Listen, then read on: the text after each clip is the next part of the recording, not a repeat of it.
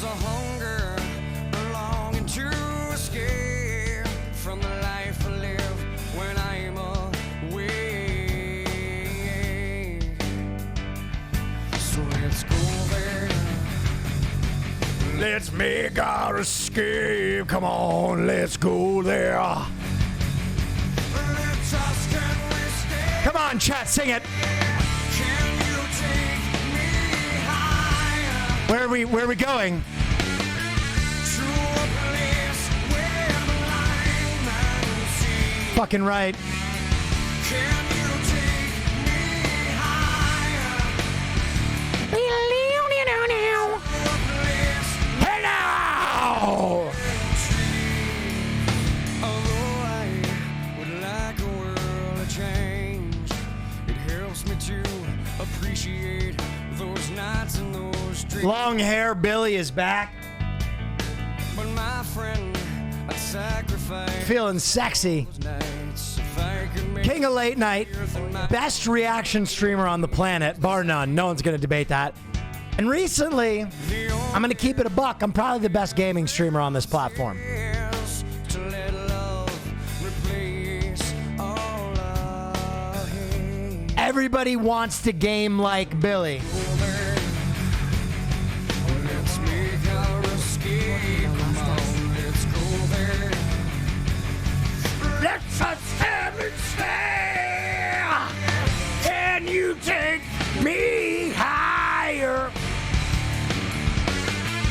To a place where blind man see. Can Ladies and gentlemen of the Neff community, it is a time for feasting. place where golden It is a time for motherfucking feasting. go there. Yeah, let's go there. Come on, let's go there. Let's us, can we stay? All right. Ladies and gentlemen, settle in. Settle in, goddammit. All right, everybody. Oh yeah, wow, that's very cool. Thank you for the early hype train. Ladies and gentlemen, god damn it. Woo shit, motherfucker, goddamn. Oh yeah, thanks for the great streams. Thank you for the hype train. Ladies and gentlemen, Wow, that's very cool. you know how I like to kick off every stream. How I like to kick off every goddamn stream. Cool. Ladies and gentlemen, boys and girls, we're going to talk about scheduling. I told you there was going to be some scheduling coming up. That we are going to have our week defined like a Swiss watch. Well, ladies and gentlemen, boys and girls, take a listen to this. Tuesdays, upcoming football season. Told you I've been working on something. I have been working on something. You're looking at the new host of NFL's Tuesday Night Gaming. What does that mean? That means that every Tuesday from the amazing We Play Studios, I will be hosting a competition between streamers That's very cool. and NFL athletes. I figured, I don't even know if I'm supposed to talk about it yet, but you know what? Hard Knocks started tonight and we started filming stuff tonight. So I thought I'd let you know and start getting excited about that. I'll be hosting that. And if you have any interest in gaming or football, the cast that we have this year is absurd. Neff So we got that going Tuesdays, Mondays from now on. So many people have asked about this, so I'm finally going to start working on it. I don't know if it's going to start next week. I'll do my best, but I am going to start doing workout challenge streams on Mondays. So Mondays are going to be workout streams. It might be a double stream. I might do that in the morning and then do my normal stream in the afternoon. But we are going to have workout streams on Mondays. I don't know how consistent it'll be. Save it for the OnlyFans, Will. Hey, now listen. Maybe if I need to put a down payment on a house, I'll show a little cock. I'll show a little mushroom tip for that extra tip. You know what I'm saying? Twitch, don't ban me. I'm only kidding. Thursdays, nothing. Thursdays are going to be a totally normal stream reaction, Andy type shit. Wednesdays, film night. Film night, motherfucker. That is going to remain the same. Fridays are the playlist. If you haven't been here for playlist streams, you've been missing out. Basically, I play your music suggestions for a playlist until I'm too drunk to continue. Them's the rules. Them's the only rules. And then weekends will kind of be open, but I'm thinking Sundays we're going to do pure gaming, but I'm going to try and do gaming at the end of every stream, even starting tonight. So I might play some Dark and Darker with Ali if he's still on at the end of the night. Or I might play some Baldur's Gate with Wake and continue the Himbo run, but that run will continue.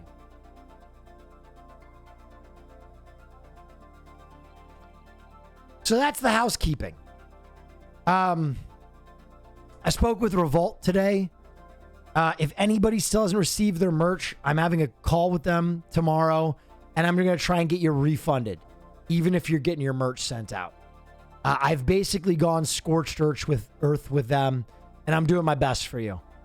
I want you to know that it's a daily pursuit, an hourly pursuit, for me to try and get you your merch and your money back, and I'm seeing what I can do.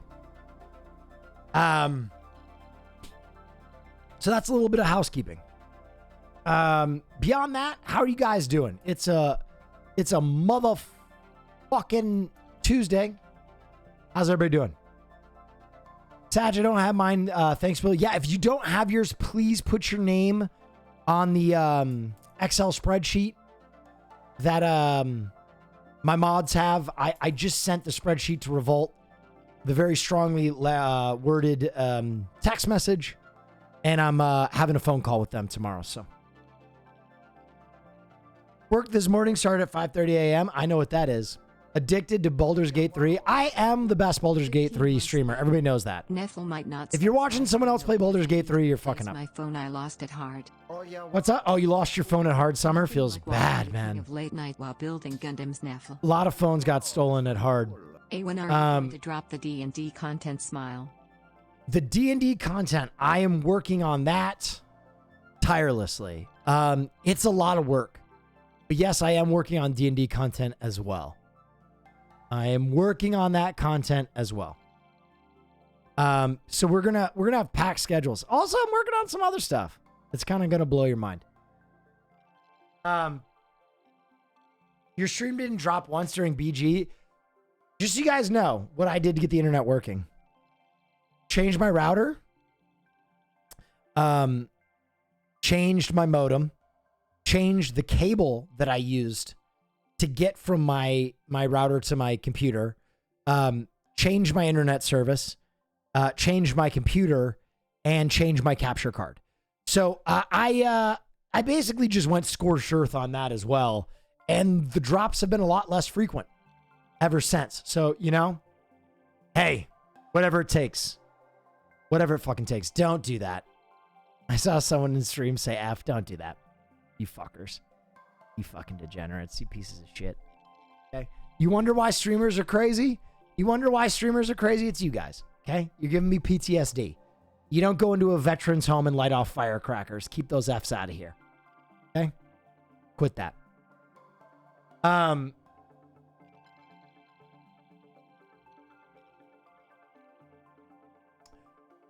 Anyway, it's been a while since I sat down and talked to you. Oh, yeah, wow. So let's do some talking. What's up? What's happening on the internet? I know everybody wants to just fucking talk about fucking ReactGate.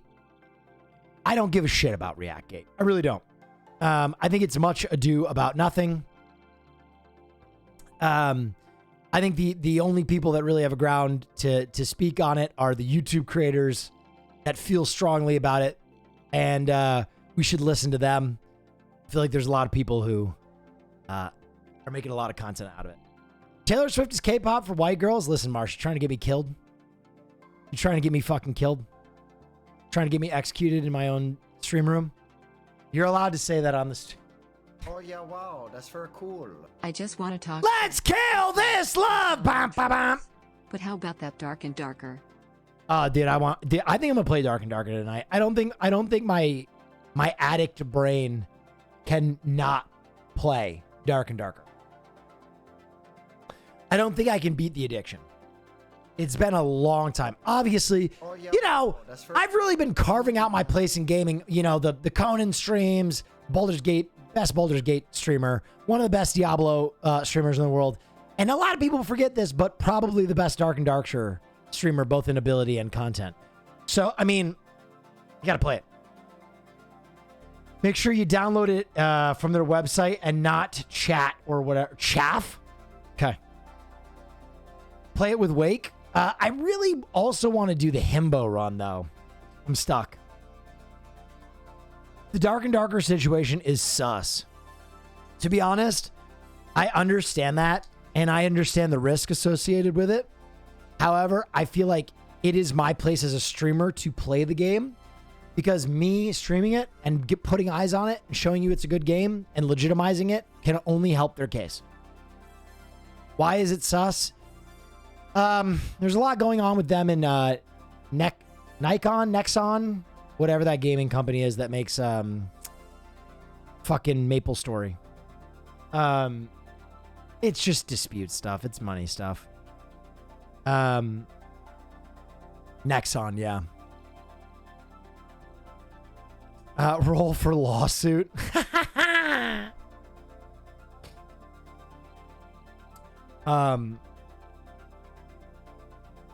Nexon is trying to screw them over, basically. Yeah.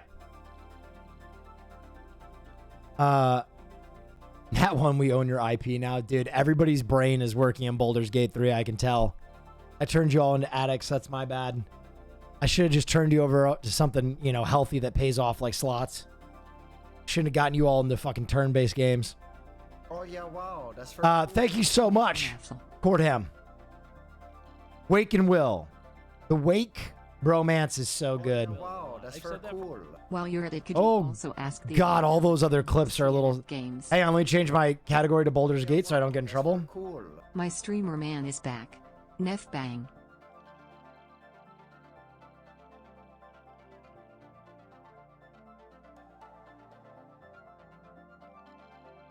How the fuck do you spell boulders? Oh, yeah, wow. B-A-L? When can Yeah, we there it is. expect a fear and calendar?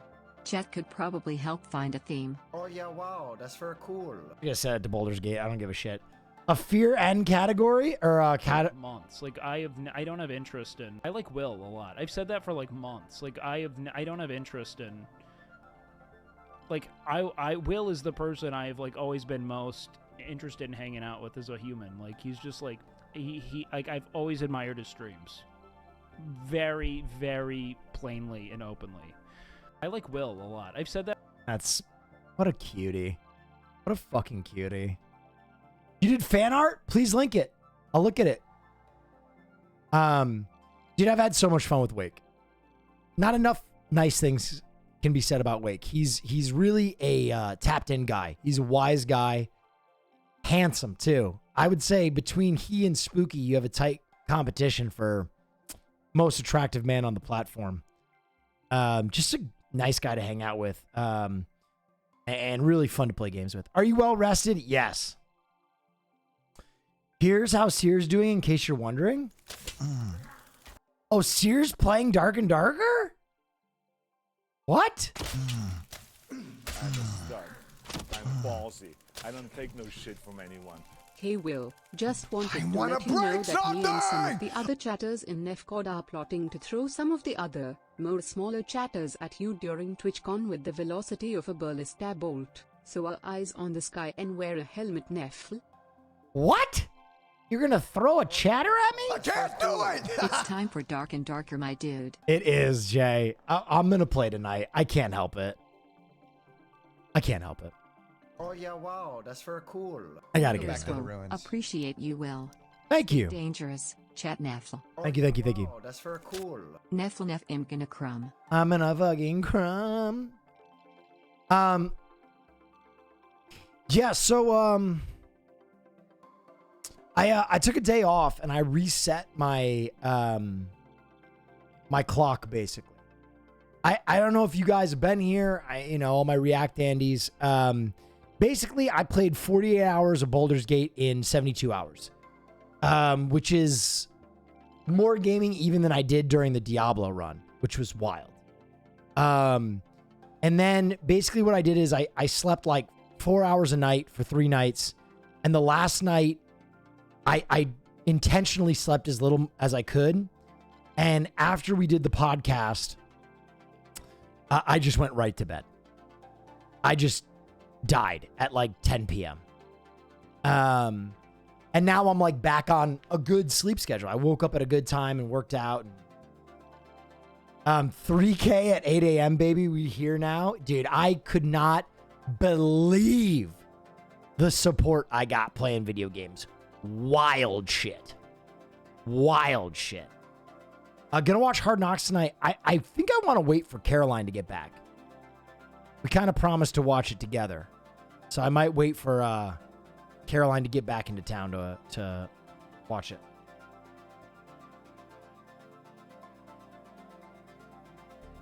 Did you see the Alabama brawl?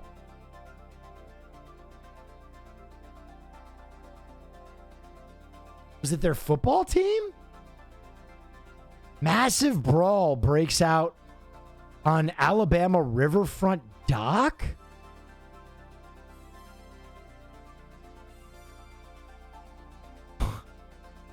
What is... All right, there's a 2-minute inside edition on this. Let's take a look. This happened apparently 3 hours ago. He's the teenager being hailed a hero for swimming to the rescue in the midst of that ugly riverfront brawl. That boy swimming his out. That boy's swimming his ass over there. The riverfront brawl. That boy swimming his out.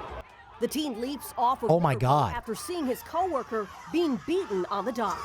Oh my God. The 16-year-old is now being dubbed a real-life Aquaman. On social media, he is a sensation. Wait a minute. Let's go of you, Neff. Wait a minute. Are we ignoring that he kind of put his hands on this woman? Hold on. They're really focusing on this swimmer. What's happening here? 16-year-old is now being dubbed a real-life Aquaman. On social media, he is a Context? Yeah, I need context. sensation. The guy that jumped in the water to help. Yeah. They're now calling him Jamichael Phelps. Michael Phelps. I heard Michael. B. She Phelps. started it? Started what? I don't know. Family spokesperson praises him as showcasing courage beyond his years. Video of the Riverfront Rumble is being seen around the world, and we're learning more today about how it all started and why it erupted into a pitched battle with racial overtones. Okay. Passengers on this riverboat were getting ready to go ashore after an evening cruise in Montgomery, Alabama. That's the first mate who's gone ashore to remove a pontoon boat blocking the riverboat's dock. You hear the captain over the PA system suddenly say, "Black pontoon boat, move your boat." Krista Owen shot this video as the first mate tried to persuade a group of men to move their boat. That's when one knucklehead attacks him. And you can see Oh, that's shitty. You can't do that. Gets ready to fight back. Can't do that. Within seconds, he is hopelessly outnumbered and is taking a brutal beating. Oh, can't do that. Thinking when all of a sudden you see the first punch being thrown. It was breaking my heart, and all of us, of course. Now we're like, I can't believe we have to watch this poor man, Why did they attack him? He was just telling them to move their boat. be beat, and we can't do anything about it. He's defenseless. He's defenseless. The riverboat captain spoke to a local radio station. It was difficult for me to sit there in the wheelhouse watching him being attacked. And the whole time I'm on the PA, stop. Damn, that's The riverboat fucked up. finally docks. Some passengers and crew get involved, and there's Oh, a free-for-all. shit. This Getting Baldur's Gate 3 when it comes out for console. And Yeah. for soloing I'm gonna- as D&D noob.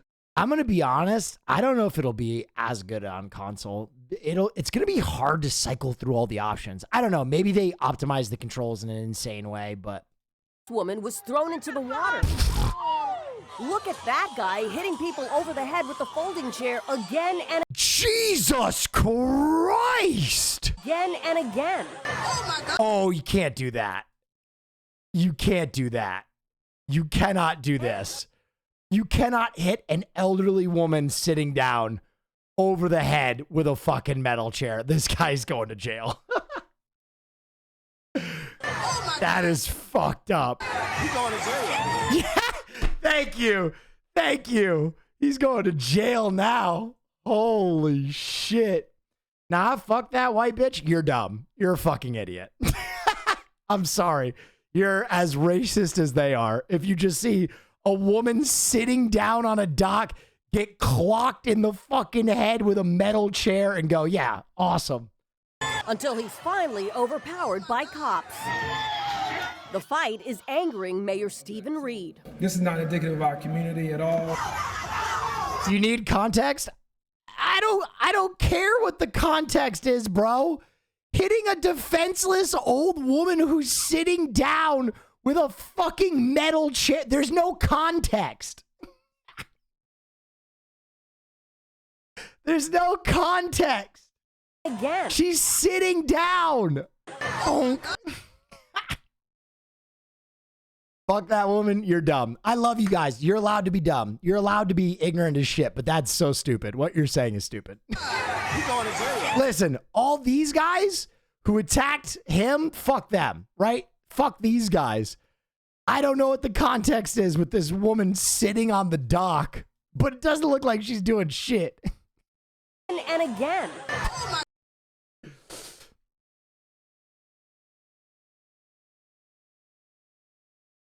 You could kill someone like that, bro. You don't. Worker is the biggest gigachad. 15 months Neff.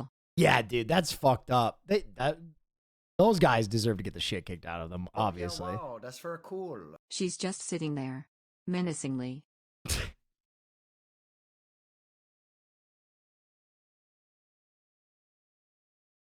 It was aggro, but I fuck with it. I don't. I don't.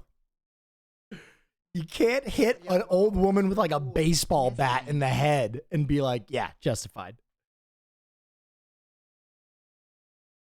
Will defending old ladies again? Bro, let me make something clear to you. I am just anti-hitting people in the head with metal. I didn't know that that was a controversial take these days. I am just anti-swinging a heavy metal object into a person's fucking skull. Call me anti-capital punishment, but that just ain't the way. I didn't know this was an old lady confirmed. I don't know, man. Go ahead and punch someone, but Oh yeah, wow, that's swinging a fucking chair full speed into someone's skull? Dumb. Too old for that. Will, did you ever watch Peaky Blinders? I watched some of it. It was pretty good. I don't care how old you are. If you are in a brawl fighting, you are fair game. Yeah, that's interesting because she was sitting down, you fucking idiot.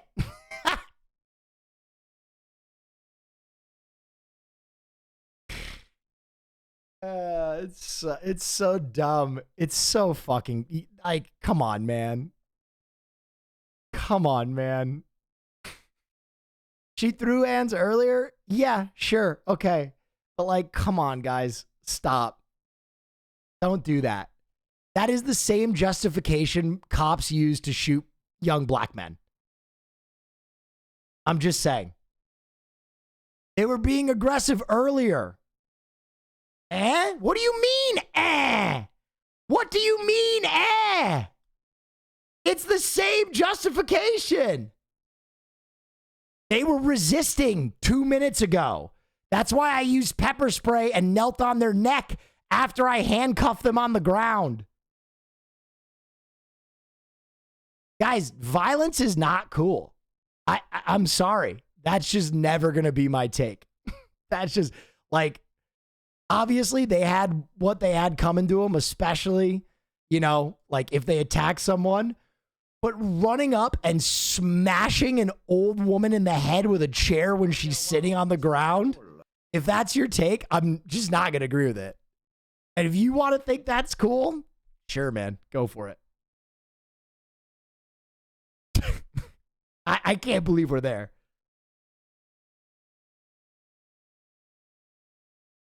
Like, you guys know I'm anti-capital punishment, right? Like, I don't believe we should execute people for crime. And she could have easily died. She could have easily died in that situation. So, like, that would be capital punishment, right? I think Chad is baiting. I don't know, man. I just, that looked pretty aggressive Oh to yeah, me. wow, that's very cool. This one is for all of the old ladies. She ran in to, stop justifying things, guys. She was sitting down when she got smashed in the head with a steel chair. Holy shit. Whatever you want. We're not going to talk about it anymore. We're not going to talk about it anymore because obviously we're not going to see eye to eye on it. The room is emote only. Nah, you don't have to make it emo only. I'm not afraid of their takes. Turn that shit off.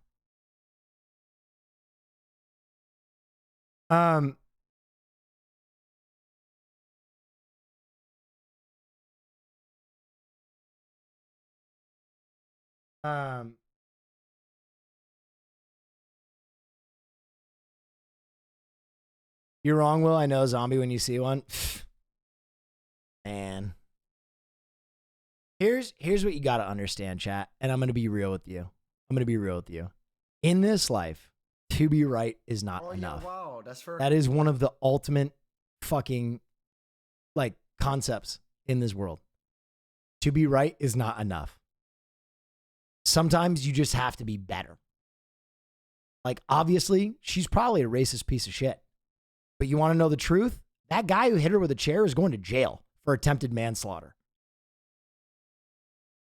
He did it right in front of police. Like, is that worth it? Is that really? If he had just punched her in the face, they probably would have let him go, right? Deserved. Punch in the face for being a racist piece of shit? Absolutely. You have that coming. But smashing her in the head while she's sitting down in front of a cop, he's going to jail for attempted manslaughter. He's looking at 10 years. To be right is not enough. You know how many times I've had crazy people say wild shit to me in Los Angeles and I could have popped off and probably beaten the shit out of them? You gotta be smart, guys. You gotta be smart. If you want to be the change in the world, don't go to jail. You can't do anything if the system defeats you.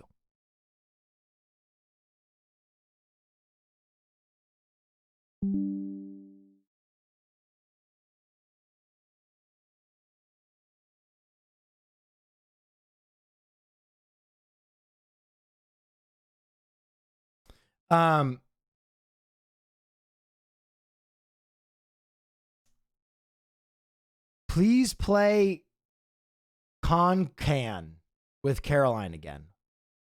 Are you saying Conan? Fan art? Ooh. I'm ballsy. Dang, boy. Hi, Will. Yesterday, I love was this. 7 years since my dad passed away. Oh, I'm sorry to hear that. Since then has had a lot of ups and downs. Your streams have made the downs a little less bad. Thanks for all that you do. Thank you. This is awesome. Love this. The fact that it's an MS Paint is crazy. This is very sexy. Thank you so much. Me and Barnaby appreciate it. To lighten up the mood. I mean, the mood's not dark. Listen, listen, this is the last thing I'll say on it. I understand the rage right now. 100%. I understand how there is a group of people in this country right now that are so fucking brainwashed and delusional and hateful, and they feel like they're losing a lifestyle that really never existed. And so they do dumb and hateful shit. And to be honest, they have a lot of things coming to them. But at the same time, like, you gotta try and separate yourself from the situation and just be like, damn, like, can't smash someone in the fucking head with a metal chair. Oh yeah, wow, that's very cool. Killing the game. Lesson. Thank you. Did you watch League of Pigs finals already? No, I thought we might watch that tonight. Cops are telling us to turn our sprinklers on and prepare to evacuate. What? What is this? Oh my God. Is there a fire in their neighborhood? When did this happen? Why are people bookmarking this? Oh, this just happened. Oh my God.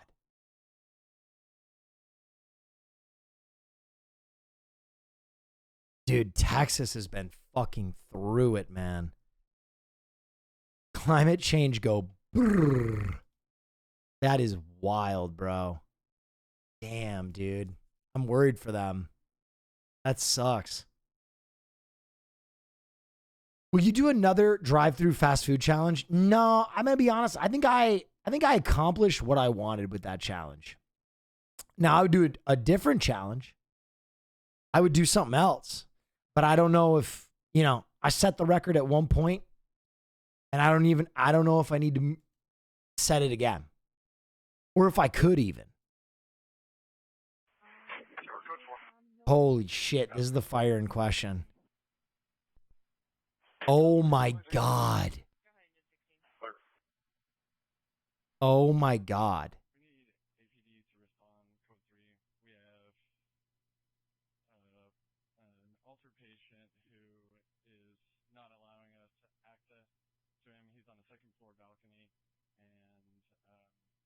Oh my God.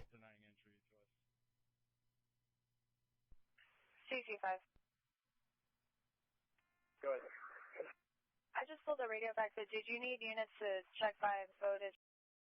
Fuck, man. Dude, I hope Nick is all right, dude. Fuck. Gonna be lots more fires like that over the next several years, too. Jesus Christ. Just a perfect day.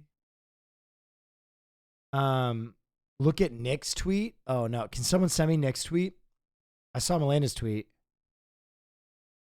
Important Baldur's Gate info. I voice acted sexy sounds in Baldur's Gate 3. I'm not even joking with you. Go look at my profile. I'm a voice actor for cartoons and video games. A studio that I've worked with a lot. They came to me. Is he Gale? Do you want to voice act in Baldur's Gate 3? Is he Gale? I also want to voice act in Baldur's Gate 3. Who doesn't want to voice act in Baldur's Gate 3? But it's a little bit close to release, isn't it? What's the role? They said, no, not a role. We finished recording all that stuff, I'm afraid. No, what we need is sexy sounds. Oh. Do you want to come in and do the sexy sounds? And I said, sure. And so I went into the studio.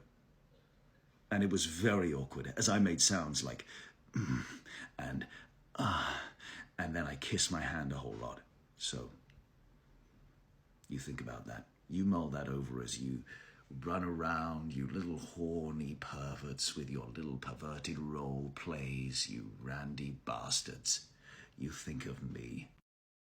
Shut up! You have the best job in the world, you fucking dick. Nick tweeted, I will die in Chance's house. I'm not going anywhere. Live for free, die for free, gladiator.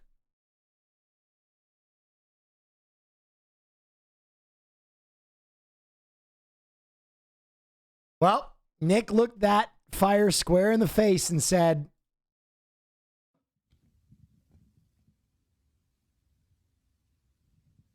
I'm not leaving.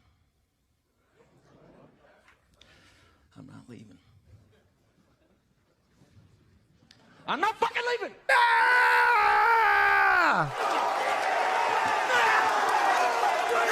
You don't have to be so strong. The show goes on! Show goes on! You're still tagged in Baldur's Gate. Yeah, oh, now I'm back in just chatting. Thank you. You don't have to be so strong. What else is going on? World's on fire. Brawls in Alabama.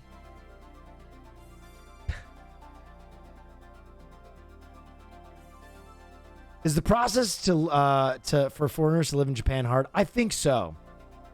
But I'm going to try anyway. Duck TV, what's up? Dark and Darker is back. Yeah, I think I'm going to have to hit that. Who's playing right now? Can I interest you in Aaron Rodgers video? I mean, always. I've been working on my Aaron impression. This is my... You know, Zach shows a lot of promise out there, and, you know, he's a promising kid.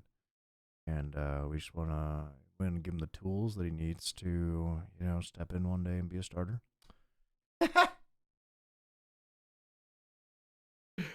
My Aaron is getting better and better. Imagine a world where time drifts slowly. A world where music pure moods you away.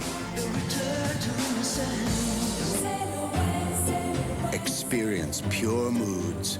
The perfect sound. Woo, yeah! Come on, This multi-platinum collection has won the hearts of millions. Set adrift with the Siri used to say that his parents would put this on to fuck. timeless pleasures of tubular bells.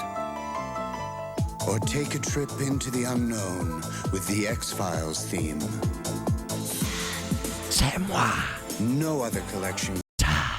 C'est moi.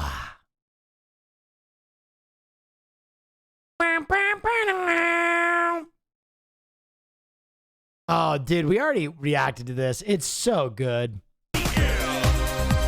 Sex, I'm wanting more.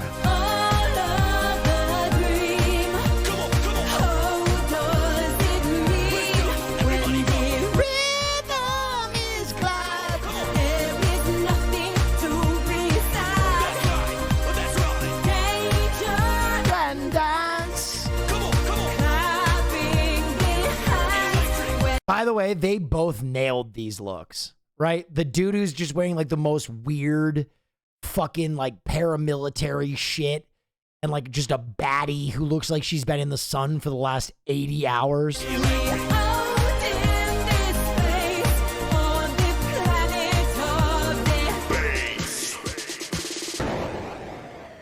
Life, it never die. Women are my favorite guys. Sex, I'm wanting more. Hail the world, stop the war. Boom, hear the bass go zoom. Have a body, feel the groove. Cyber system overload. Thank you, Sonic Frost. Everybody movement. God, man, it's literally the ultimate music genre, 100p. New Spider-Verse is now on digital. Please watch it ASAP. Okay, all right. Yep. The impossible decision of choosing either Dark and Darker or Baldur's. I know. Why would they do this? Why would they do this? They should have waited just a little fucking bit. Just wait. Just wait. If you want to play Dark and Darker, there's a big stutter issue at the moment. It gets fixed by setting launcher option DX11 and anti-aliasing to DLSS performance. Jesus Christ.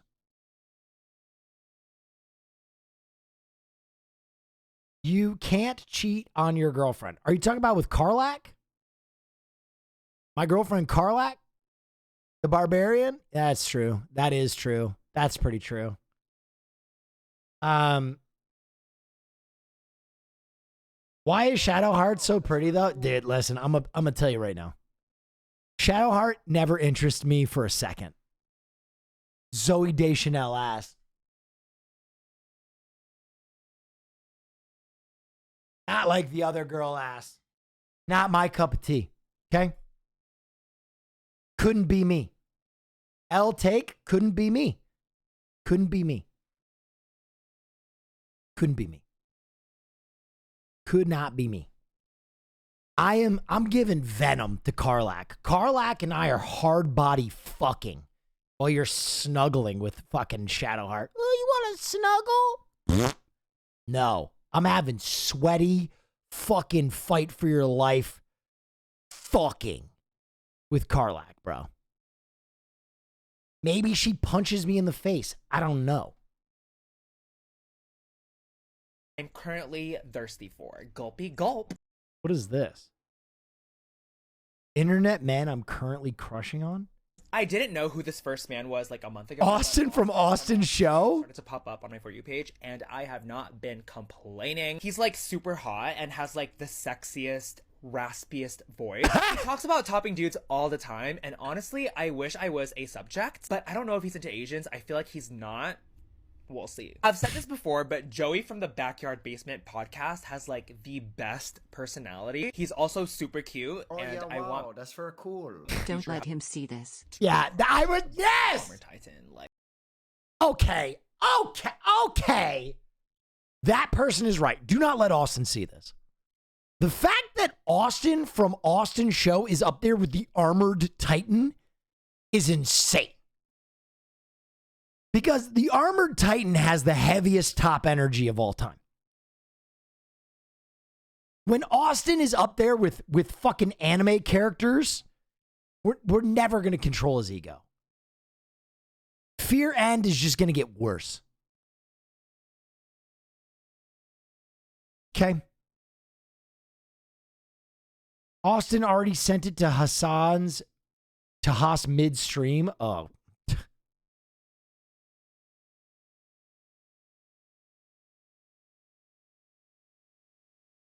Good.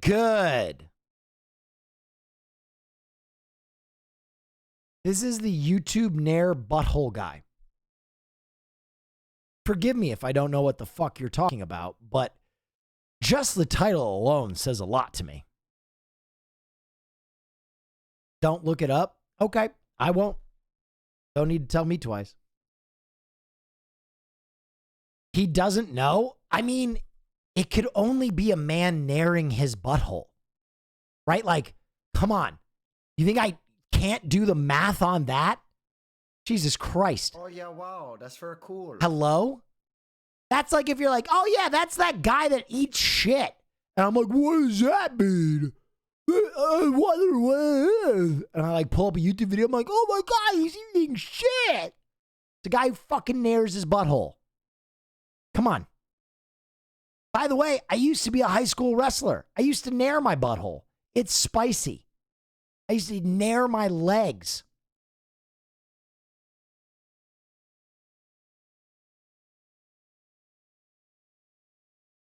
Huh. Wrestlers are hairless. Hair hurts when it drags on a mat.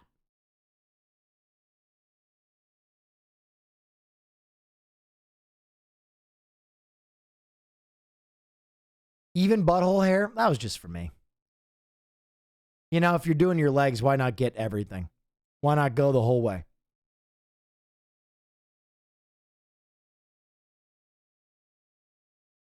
Will is right. Shit sucks. It's spicy on your balls and on your butthole. It's a little picante.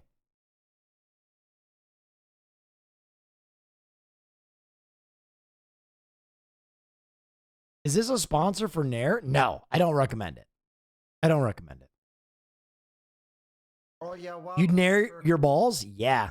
Yes, I would. Before I learned the bullfrog technique, when I was just a young man, nair was much easier. But then I learned the bullfrog technique.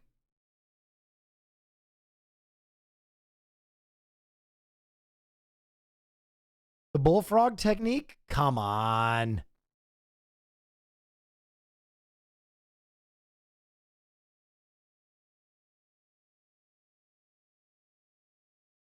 So I'm going to show you something. Okay? I'm going to show you something.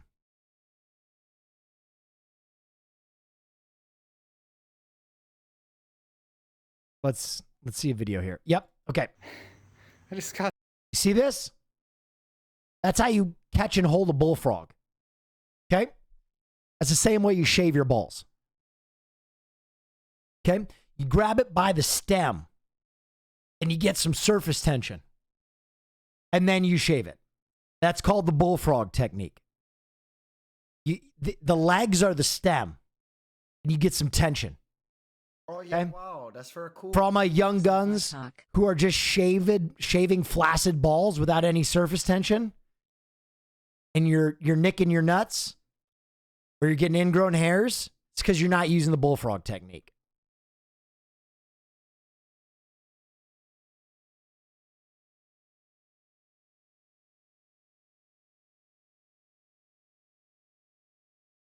My dick doesn't have legs, though. Hey, sorry, bud. Mine does.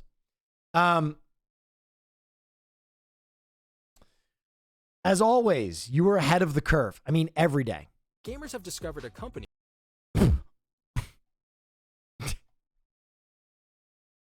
selling life-size dolls of video game characters for thousands of dollars. While these companions look highly realistic, we think they are using them for more than just display. The most popular dolls include Ciri, Yennefer, and Triss from The Witcher, Final Fantasy's Aerith, Lara Croft, and many more. You can customize— No, Tifa! You fuckers. Wow, that's very cool. I'm playing Dark and Darker Hour. Cover your ears, So Tifa. good. I've got their 3K height, gold.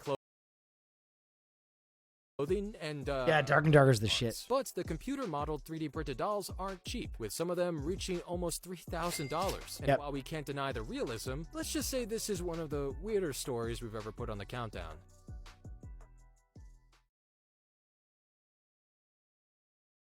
Head of the curve again. I'm him. Most bit streamer on the planet. Least recognized most bit. Okay?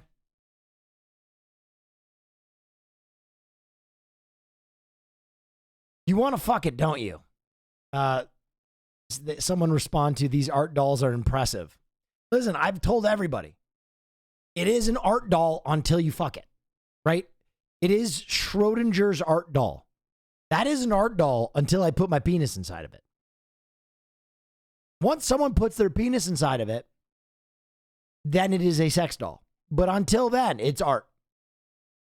The week after you bought the Tifa, the store had a sale because they were selling so well.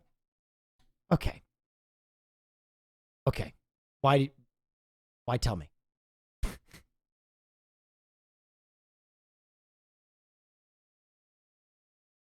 Not if.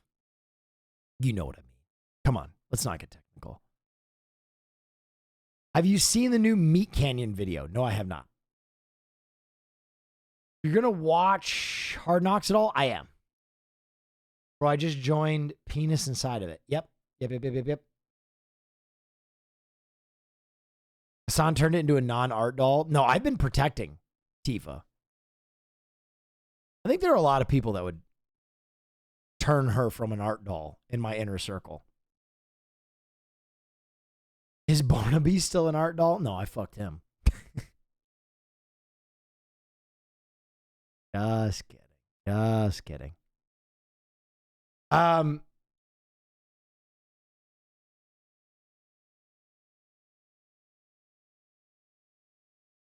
Okay, how about if you walked in on your girlfriend, fucking Tifa? She doesn't have the upper body strength. I'm going to keep it a buck.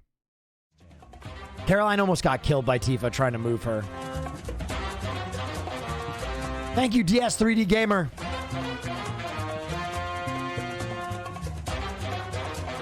Appreciate you. How are you supposed to clean her? I mean, I'm getting strong again. I'm getting better at positioning her. But now that she's in that position, she's not going to move. She's too heavy. It's too much work. Yeah, I had to dress her. You guys watched on stream. I had to dress her. And if I like clean or move something, I have to move her around. I'm not fucking the art doll. Could have had a forklift. It's truer every day.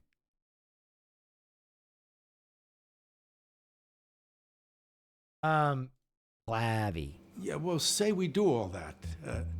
We're just supposed to walk out of there with $150 million in cash on us. What is without this? Getting stopped? Hey, I'm Danny Boyd. When we talk about the rhythm of film editing, we often talk about it on a micro scale. How long do you hold? When do you cut? Yeah. And yeah, that can make or break a scene. Oh. Okay. I talked about this a while back for The Godfather and what makes something like the restaurant sequence so great. Lasciamo perdere che tutti sti cazzati. Or take the opening scene from Ocean's 11. Good morning. Thank you, the Moon Widow. Good morning. In the original edit of the film, this intro was cut up into a traditional shot-reverse shot sequence between Danny and the parole board, culminating in this final exchange. What do you think you would do if released? I don't know. How much do you guys make a year? The problem? Well, it was just kind of boring. Editing is all about feeling, and for Neff director bang. Steven Soderbergh, the way the scene flowed Thank you. just didn't feel interesting. So he and his editor, Stephen Mirioni, went back and replaced all the cuts in the scene with just one.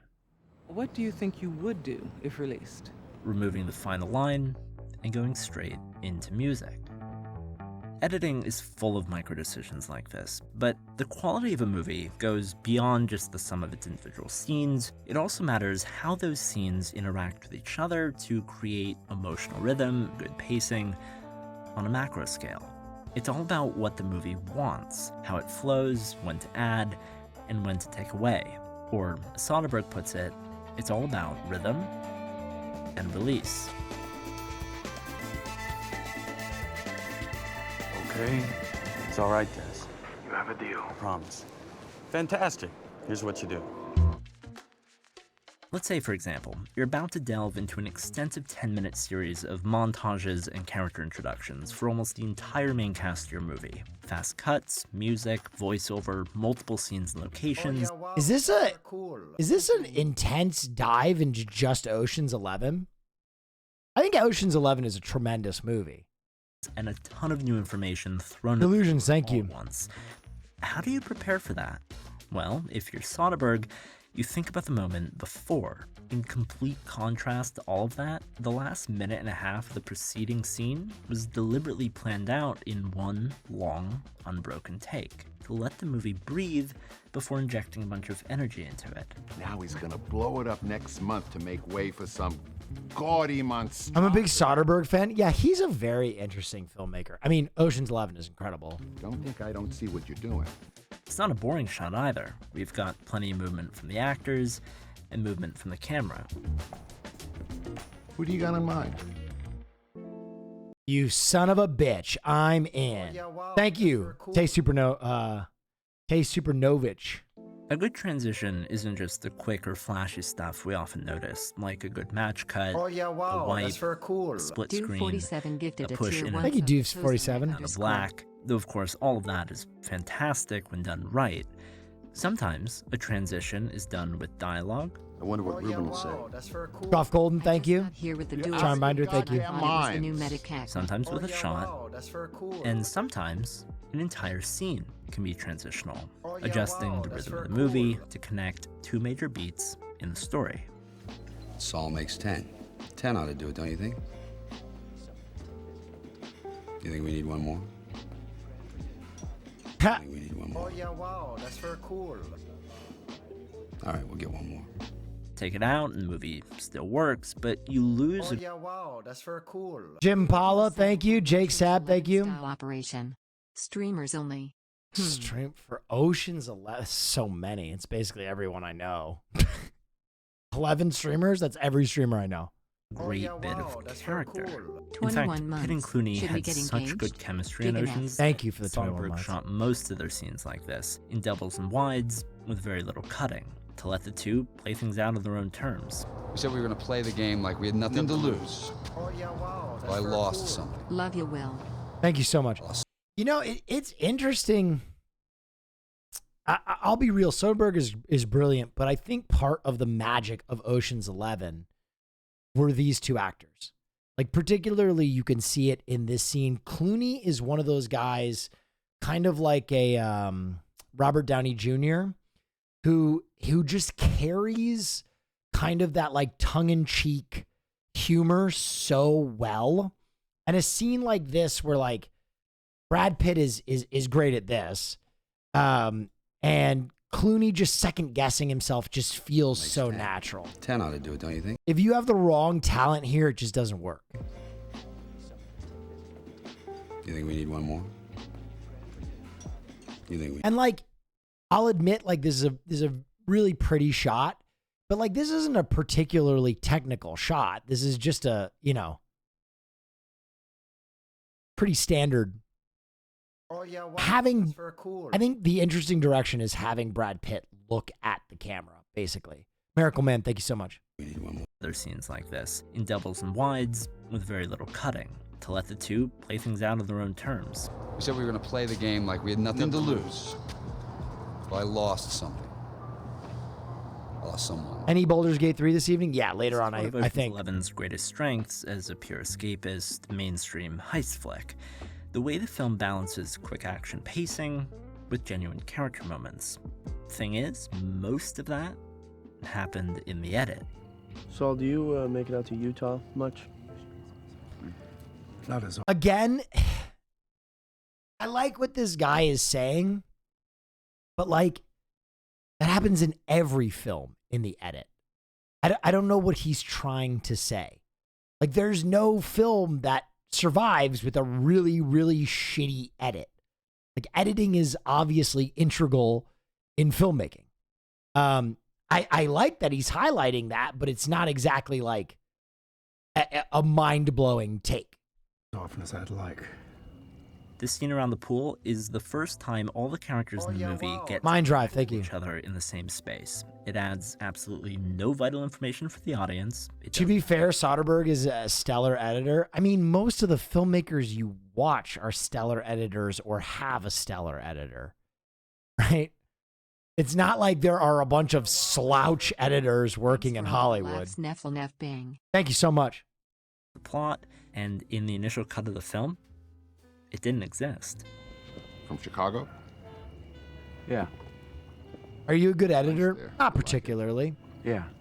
That's wonderful. Get in the goddamn house. But watch how plot-driven, rather than character-driven, the movie becomes when you take it out.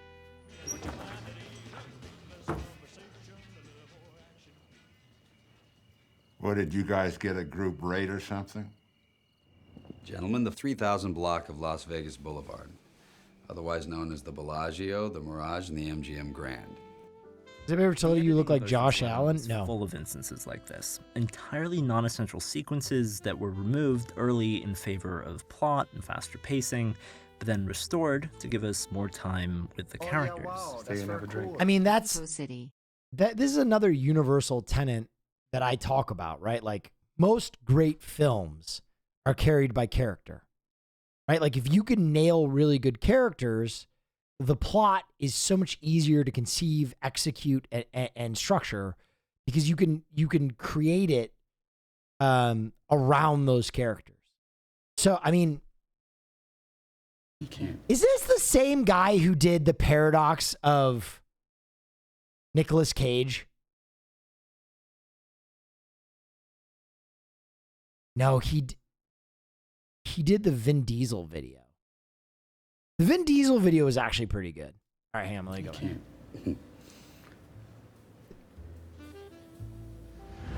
So how was the clink? Did you get the cookies I sent? This scene in the car was one of the last to get shot and one of the first to get cut. 15 seconds between the club and the restaurant, but without it... It's never been done before. It's gonna need planning and a large crew. And that was the main note that came out of early previews for the movie. Test audiences said they cared more about... It's just a study of structure? Yeah, I suppose, but for me, it's an interesting, like, that he chose to exclusively use Ocean's 11. I don't know. Characters than the plot. In the end, there are remarkably few deleted scenes in Ocean's 11 because most that were taken out, cut down, were eventually restored. Stupid, but I'd have to pay you by check. Did you see Florida is banning Romeo and Juliet because of sexual content? Jesus Christ. Or we could just stick to cash. Yeah, let's just stick to cash. I want to show you one final example of a rhythmically consequential scene that was added in late. Only this time, instead of showing you the scene first, I'm going to start by showing you the cut without it. For context, we're a little over an hour into the film. I'm going to be honest. If he's talking about rhythm and doesn't include the scene in front of the fountains, it's a huge missed opportunity. Up, establish the movie's villains and stakes, and we're about to move into the heist and the film's final act. Like this.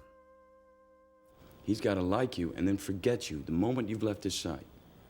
And for God's sake, whatever you do, don't, under any circumstance. Russ. Yeah, Can you take a look at this? sure.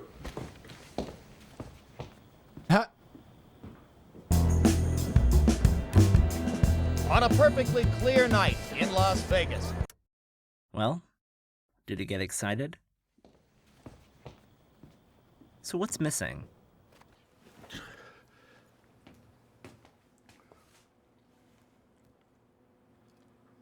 Saul? It's time. That's it. A scene that simply says, all right, hold. Okay. Everything is in place. Let's do it. Now let's begin. I mean, the person literally beckons him out of the room. It would, I don't know. It's time. That's it. A scene that simply says... Cannabis consultant, right, thank you. hold. Okay. Everything is in place. Let's do it. Now let's begin. On a perfectly clear night in Las Vegas. The last thing I want to talk about is how the pacing of the film can change over time. Once the heist in Ocean's 11 has begun and everything's in play, the action really starts to pick up. Now things want to move. One way to achieve the feeling of movement is with faster cuts. Another? By not repeating shots. The notion that something feels faster when you're being constantly hit with new information and stimulation, the same principle applies here. Nearly every new cut in the final act of Ocean's 11 is to a new shot, set up in a new way. And if a shot is repeated, figure out until now. Yeah, this guy's you know what? I don't think this is a bad video. I just don't think it's like, I don't think it's anything particularly difficult in terms of like its filmmaking ideas. Kind of a film 101 type essay. Cinema Sticks though, I watched their Sticks. There he is. I watched it here. I'll show you the full name so you can go follow. Their video on Vin Diesel was incredible though. Huge missed opportunity though. When you talk about the pacing of this movie to talk about this scene, one of my favorite scenes in film history. After the heist, you have this like amazing kind of moment of reflection that a lot of films don't have. And when you want to talk about satisfying pacing, getting to the climax and then having this moment of resolution where nothing is said, but it's like this quiet moment that is almost like universally relatable to, because you've all had that big night, that big adventure where you and your friends kind of just have a quiet moment together. And it's so much more impactful than having them talk about this, you know, the heist or what they've pulled off.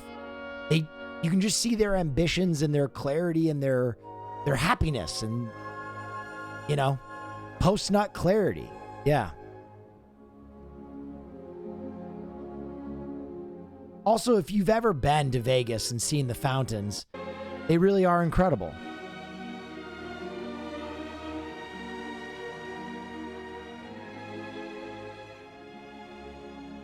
Also, allowing the newbie and the old timer to be the last ones there.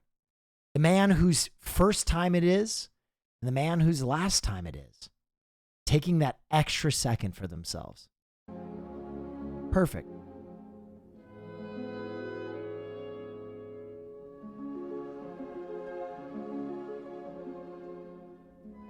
I think it's one of the most poetic things in the film, and it's well done. Now, the other thing he was talking about, and kind of the reason why I was puzzling why he was talking about Ocean's 11 the whole time,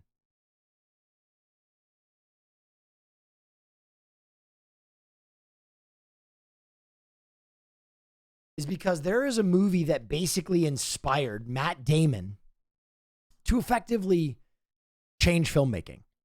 That movie is Run Lola Run.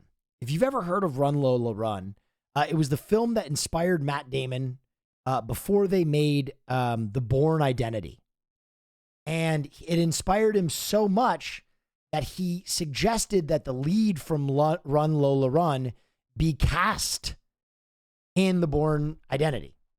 The cutting in this film was so impactful that you can literally see like how the Bourne films like looked at the pacing of this and they were like, this is what we're going to do with our action movie. If you've never seen Run Lola Run, it is like a fucking meth pipe to the head. It is just so fast and chaotic and wild and blah, blah, blah, blah, blah, blah, blah, blah, blah. A shot a second. Anyway, this film is the reason that this young woman plays opposite Matt Damon in the Firstborn movie. By the way, if you want to watch my favorite film essayist, I just saw him in chat, Breadsword. See, I'm spoiled by Breadsword. I don't do that film 101 shit because Breadsword come with that film 800 level. If you haven't watched his Lupin the Third video that just came out, it's wild. It's incredible. It's 2 fucking hours. And I also have to hype him up because this motherfucker will not release content unless we are all making him feel guilty. I watch a Breadsword video and I wait a year till I get another one, you son of a bitch. Dude, he's laughing his ass off. He knows. Dude, my man Breadsword's community, we're all at his neck. No, but seriously, if you haven't watched Breadsword, unreal. Anyway, I'm going to do a little bit more talking and reacting before we get into some games, but quality takes time to make. I know. That doesn't mean that we can't shame him. Wait, what? Quality takes time to make? What the hell? You're in a Twitch chat saying that? Hope you having a Bro, if I don't stream for 10 hours, I have people in my mentions asking if I died. BG3 and I was trying to romance Shadowheart, but then Raezel said she wanted to bang and I think she pegged my monk and now I don't know how to feel about this plus a help. Oh yeah, wow, that's very cool. Oh my God. I'm VIPing Breadsword, by the way. I don't know why that wasn't done yet. Got you.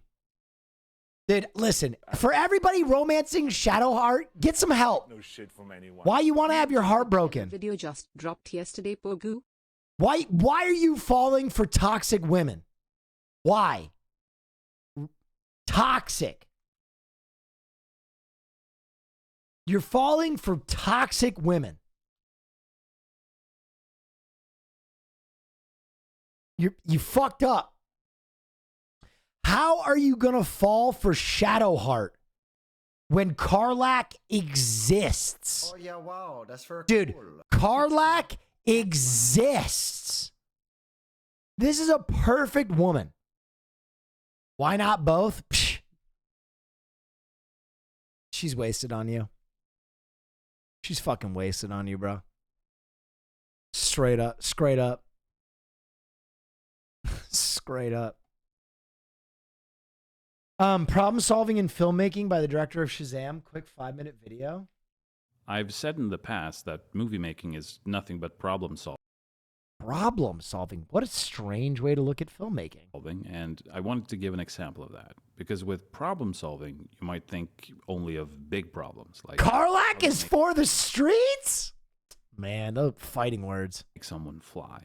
The answer to that is you get a bunch of stunt guys in blue and strap the actor to a giant tuning fork. Then VFX artists spend months and months painting out everything that's blue. And for months, you look at this shot over and over, scrutinizing every pixel around Shazam, and you're so focused on that that you don't notice until way too late that there are crew members still in the shot standing around.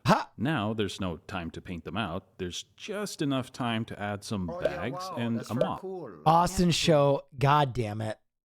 I see the internet gays have found you, Austin. Okay? My chat let me know the internet gays have found you. And we're never getting you back. The diva era is in full effect. The guy said Austin of Austin show. Like you're a fucking TV network. Like you're fucking THC or fucking MTV or something. Austin of Austin show. Disgusting. Eat some fucking hamburgers. Okay? I can't have you so sexy. I'm losing you. I'm losing you to the gay community. What happened to my boy? My sweet, sweet boy. You can't be funny and that hot. Stop it. I'm going to become a feeder now. I'm going to feed you trash every time you're in. I'm going bald. Oh, shut up. You will get no sympathy here. You will get no sympathy here. Gay man. Okay? I'm going bald. You have fucking stands on the internet. You were on a list with ideal men, and one of the other ideal men was an anime character. That's how out of control this has gotten. You were on a list with the Armored Titan. Do you even know what that is, you son of a bitch? You were on a list with this guy. What?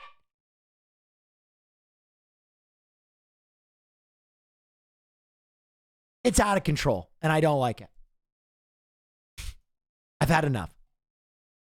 I love you, Austin. Can't wait till you're back in town, bub. Now they're customers and janitors. Problem solved. I guess over here is a blind and deaf convention, since no one reacts to the flying man. But every scene will have its own problems to solve, no matter how simple the scene. In Shazam, there's a scene where Billy runs away from his foster home. The foster parents run after, but decide to take the car to catch up. They tell the other foster kids to stay home in case Billy comes back.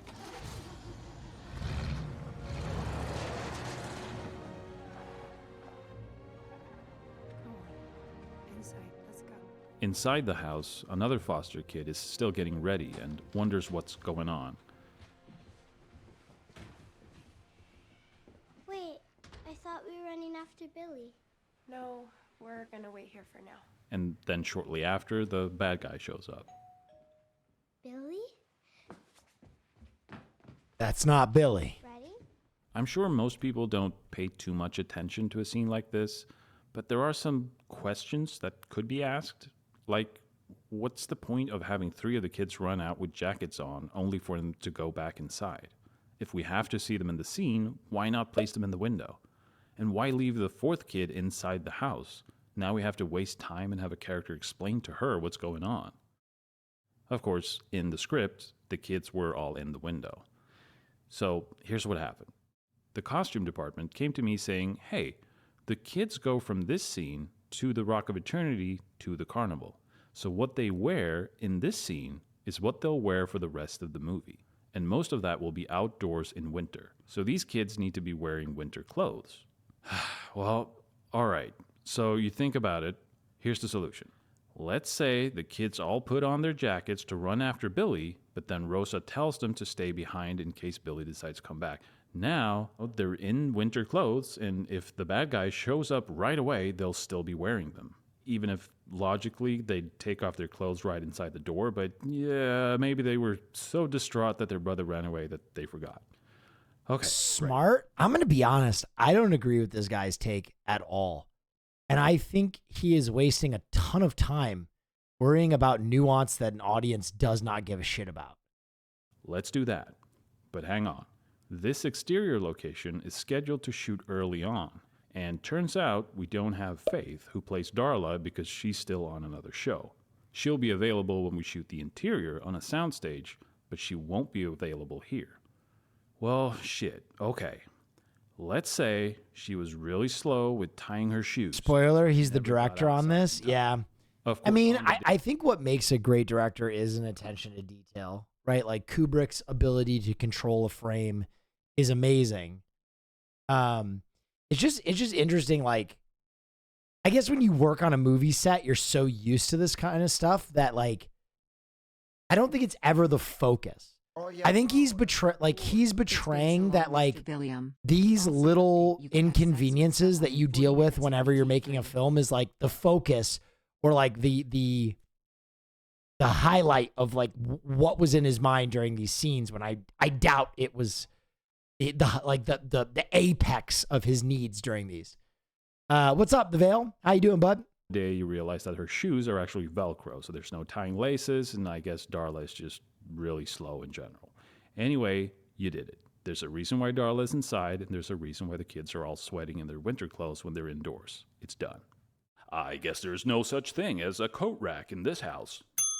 Then, of course, in hindsight, you look at the movie and realize that, oh yeah, there's actually a bit of a time jump from the house to when they show up in the Rock of Eternity, so you could have just had the kids show up there in jackets. That wouldn't have been too crazy if they put jackets. Yeah, bro, like, the other thing that's, like, so evident to me is you're making a fucking superhero movie. You know, if I can suspend my disbelief that there's a child that turns into a grown-ass man when he gets struck by lightning because he says a magic word, I think I can forgive you for putting on and off a winter coat in between takes. Right? This is not a Kubrickian film. I don't know. That just my take again. Weird cave. I mean, if audiences didn't care about the disappearing backpack in Lights Out, they'll surely be on board with jackets appearing a whole scene later. God damn it. And that's just one scene. You're going to have some sort of problem to solve in every scene. But that's kind of the fun of it. And when you come up with a solution... Will Neff is kind of spicy tonight. I'm not spicy. I just disagree. I'm not spicy. I just disagree.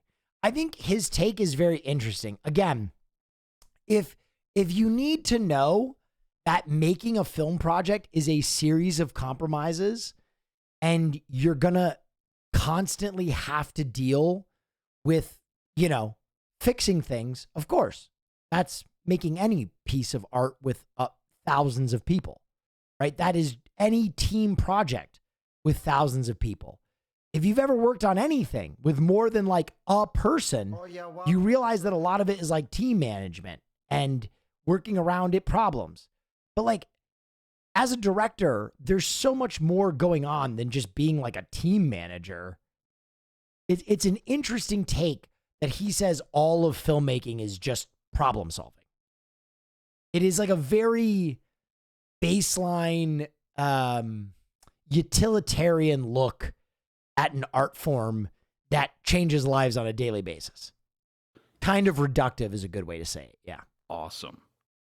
But working with movies has... No wonder the film sucks. I don't think Shazam sucks. I think this movie is actually pretty good.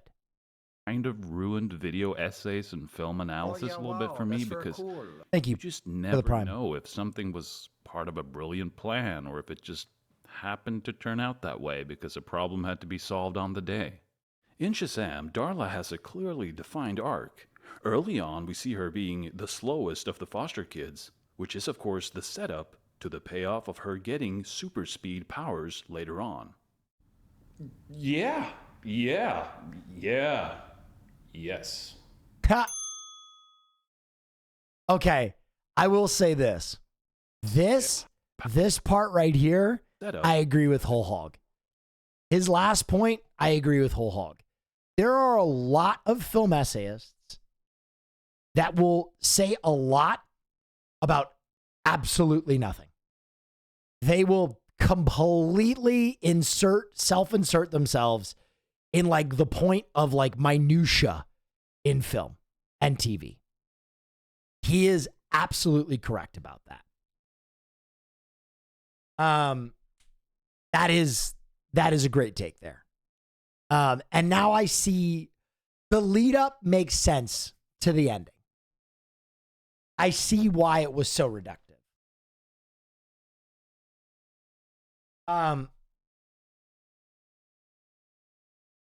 Can we do film night with Hard Knocks? Maybe.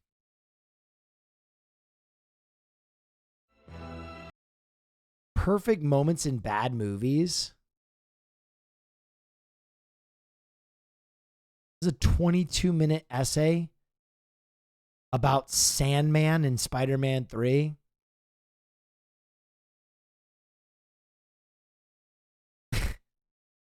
Oh yeah, wow, that's very cool. Thank you, Badger MK1.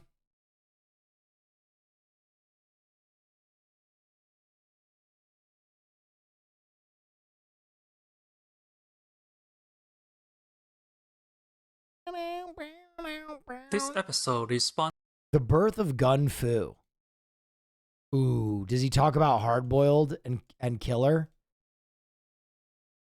God, I love gun fu. All right, I'll bite. I'll bite.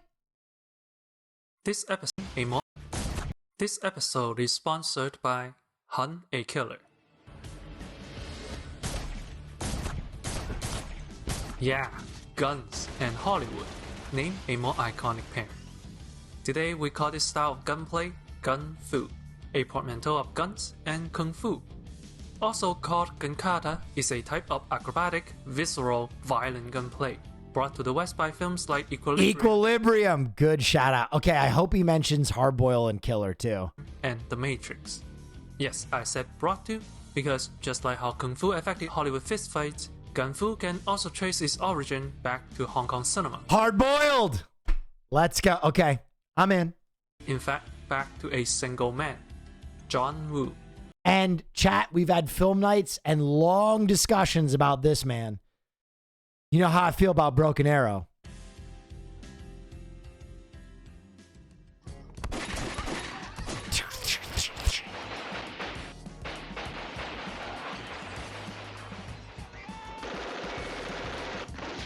That's Hardboiled. Classic scene. Before John Woo burst onto the scene guns blazing, gunfights were a static affair. Yo, thank you so much. People look almost identical between shooting and just aiming. True. Then comes John Woo, who single-handedly changed the landscape of gunplay movies. True. And turned it into a violent, explosive, and stylish affair. It's not gun fu, it's gun F-U. Oh, love this. Today, let's appreciate the works of this evil genius and take a look at how he developed the concept of gun fu, one movie at a time. That's killer right there. Okay, he's playing the hits. The two films I really want to see represented in this are both represented. Each time, perfecting a few elements, culminating into one of the most stunning gunfight sequences in the history of cinema. This is the origin story of gun fu.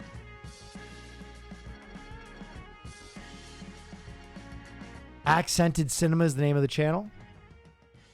Our story begins with A Better Tomorrow. Sick movie.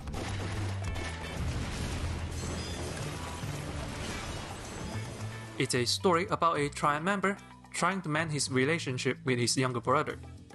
He decides to retire after one last gig, and as you would expect, things go south. Of course.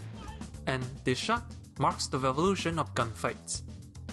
Instead of the old shoot and kill, So John hyped Woo for shows film the night tomorrow. Favorite night of the week. Film night is a banger. action and reaction in the same shot. This turns a relatively uninvolved action into a visceral explosion. The target flies across the room. Also, a staple of Woo was that the entire room explodes, basically, with every time they shoot, which is amazing. Physically showing the impact, but also visually indicates when the shot is fired. See, in one static image, you can still feel the blast of power coming from the gun. Now, let's rewind. Notice how the gunman doesn't aim. He unsheathed his gun and bam! Bang! In a John Woo movie, guns are like swords. You have to swing to kill. It's like the bullets are being flung forward. The guns are almost always in motion before the trigger is pulled. See how he punches his gun forward to make the next shot hit harder? There is a force being exerted into the firing. Okay. Bigger and louder action, in turn, earns a bigger and So louder good. reaction. So good. Additionally, John Woo's bullets don't pierce a hole in the wall. It fucking explodes.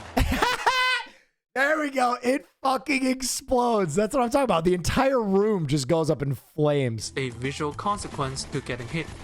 In many movies, people fall down and die. But we don't feel that. Nope. None of us have died before. But in gun fu movies, you see blood gushes out of people's body.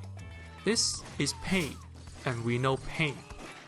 This emphasis on clarity of action, motion and force, pain and impact are all techniques taken from Kung Fu and Wuxia cinema.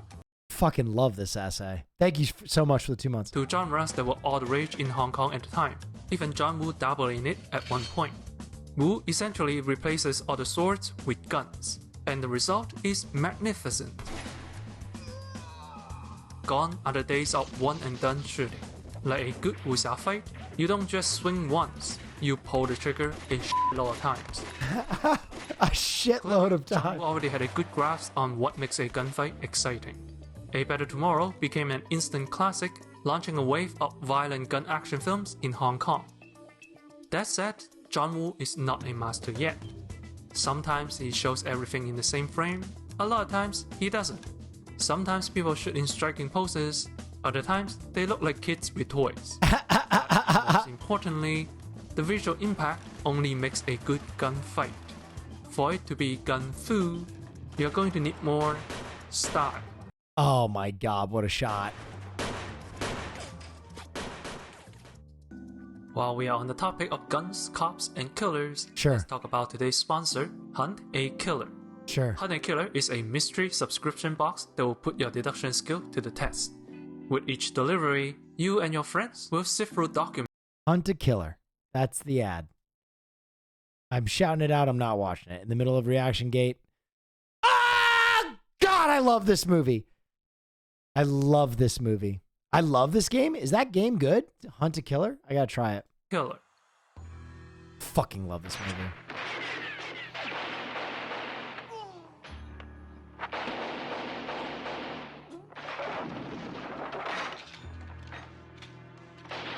The film features Chow Yun-fat in the role of a retired hitman. With a more stylish premise, the gunplay is also much more stylized. Guns now have a proper stance, like a real martial art. Quite a bit more striking than what came before, wouldn't you say? Yes. God, this movie fucking rules. It's from this movie on that John Woo made gunfight into a wuxia fight, in both form and spirit. First, the identity of guns has been changed. They went from a simple tool to kill to a weapon of culture. Indeed, guns have a much bigger screen presence in this movie. Going back to any wuxia movies, old and new, weapons are always being brandished. The moment a blade is unsheathed, it is a big deal. John Woo took that and Yes. to firearms. Yes.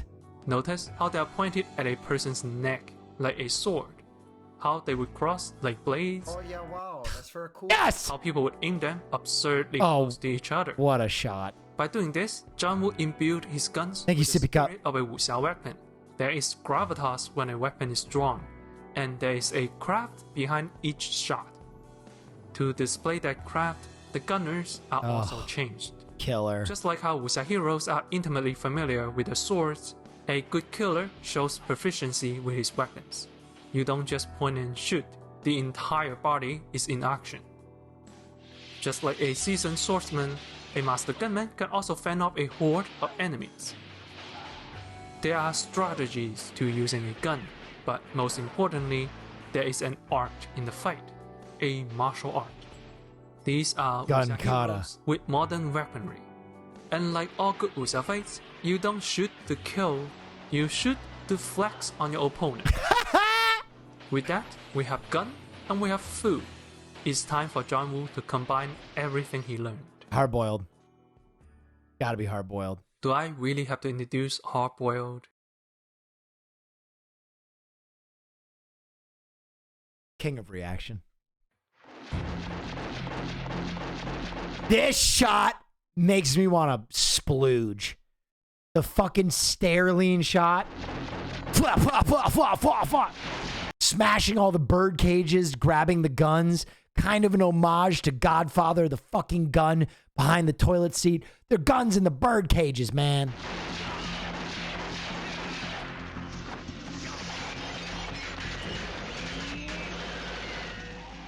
Now, that What movie is this? Hard Boiled. Oh yeah, wow, that's gun very food. BP Mastermind, thank you. Hard Boiled is a film about a detective and an undercover cop on a mission to bust an illicit arms trade. Yep. Right from the premise, the film is rigged to explode. The film's third act takes place in a hospital, with the bad guys holding everyone hostage, while our heroes engage in a 30-minute long shootout. And when he says 30 minutes long, every second of 30 minutes. It's fucking awesome. And this legendary 3-minute long take is John Woo's magnum opus, combining everything he had previously learned into a single explosive shot. Every shot and impact happens in the same frame. a key technique to ensure the power isn't lost between cuts. When shot, targets fly across the room, further accentuating the force of impact. The characters hold their guns upright and punches it out when shooting. Even though it isn't realistic or tactical, the physical movement makes... So I guess I gotta watch Hard Boiled now. Wait, have a lot of people not seen Hard Boiled? I thought this was like a quintessential. Maybe I'm being too much of like old film head guy. Wow, never?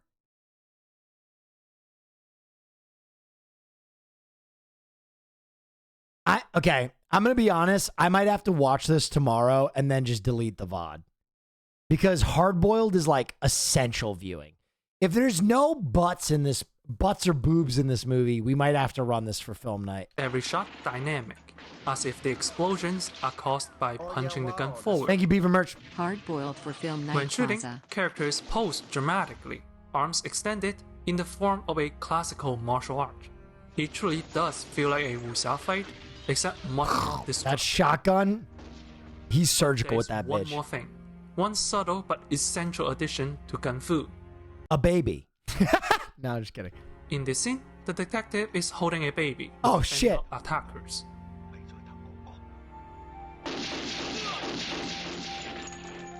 This morbid image of a baby covered in blood is John Woo's thesis statement that violence is beautiful. This romantic combo of guns and deaths would find its way into the works of Tarantino, Luc Besson, oh God, Leon the Professional, fuck yeah. even the Star Wars universe, and, of course, John Wick. He mentioned Equilibrium earlier on in The Matrix earlier on, but he should also give this another nod. He also should mention John Woo's American films like Face Off and Broken Arrow. If your kill isn't beautiful, it is not Gun Fu. And so, John Woo, standing on the shoulders of giants, created the gold standard for all future gunplay movies. To this day, Hard Boiled remains one of the best gunfight movies in the history of cinema. Hard agree with that statement. Hard agree. It was such a big deal in the West, it launched John Woo's Hollywood career.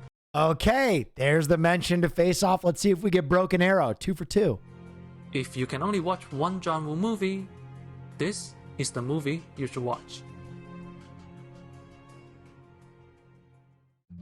Of course, Gun Fu is just one of the many good ways to shoot a gunfight. To my left, fam! Hey, we watched that for last film night. Even John Woo himself switches things around all the time. So this is less of a guide on how to shoot a gunfight and more about how to shoot just Gun Fu. Small scale, one on many. Even then, some viewers may have noticed we are still quite a way off from this. Look at how much is happening in this room. To this. Indeed, this is merely the birth of Gun Fu. With the success of Hard Boiled, Gun Fu became an international sensation. And many other directors, including John Woo in Hollywood, there was Equilibrium. Would continue to push the craft forward. There's Mission Impossible 2. To new directions. Matrix. So, join us next time as we explore the history of Gun Fu in Hollywood. My favorite homage to Woo ever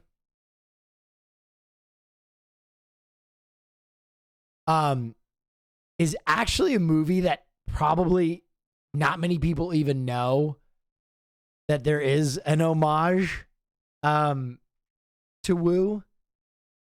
Hold on, let me see. God, do they not have this scene online?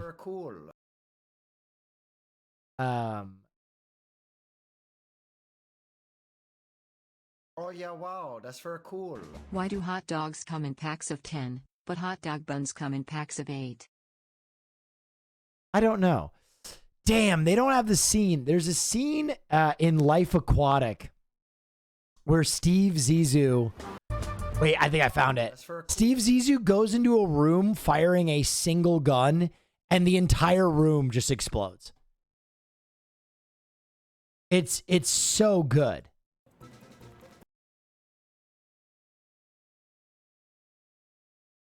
God Do they really not have it?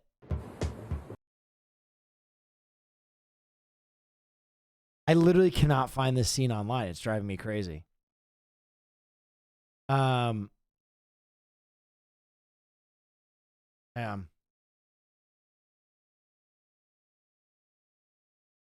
don't have to be so strong.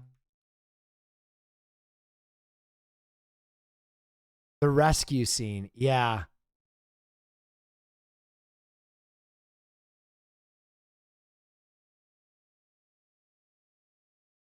Let's see if I can find it. I literally can't find this scene. It's driving me crazy. You don't have to be so strong. Oh, is this it? Hold on. Oh, I found it. Okay. So Steve Zissou goes into a room with a single gun and watch how the entire fucking room explodes.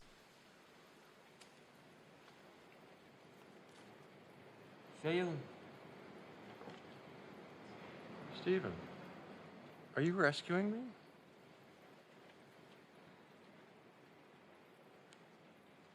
Fold.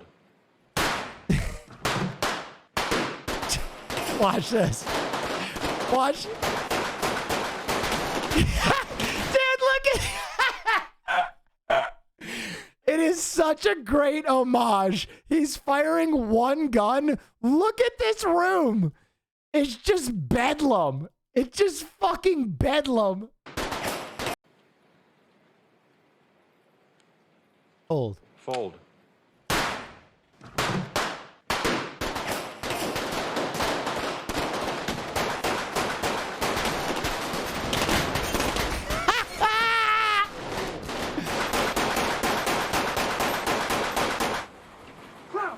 Bring the dynamite!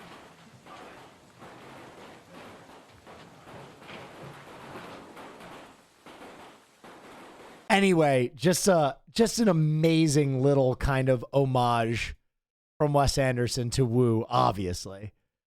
With just like a room full of televisions and like stacked newspapers for some reason, just all exploding. Also, Fold, what a line.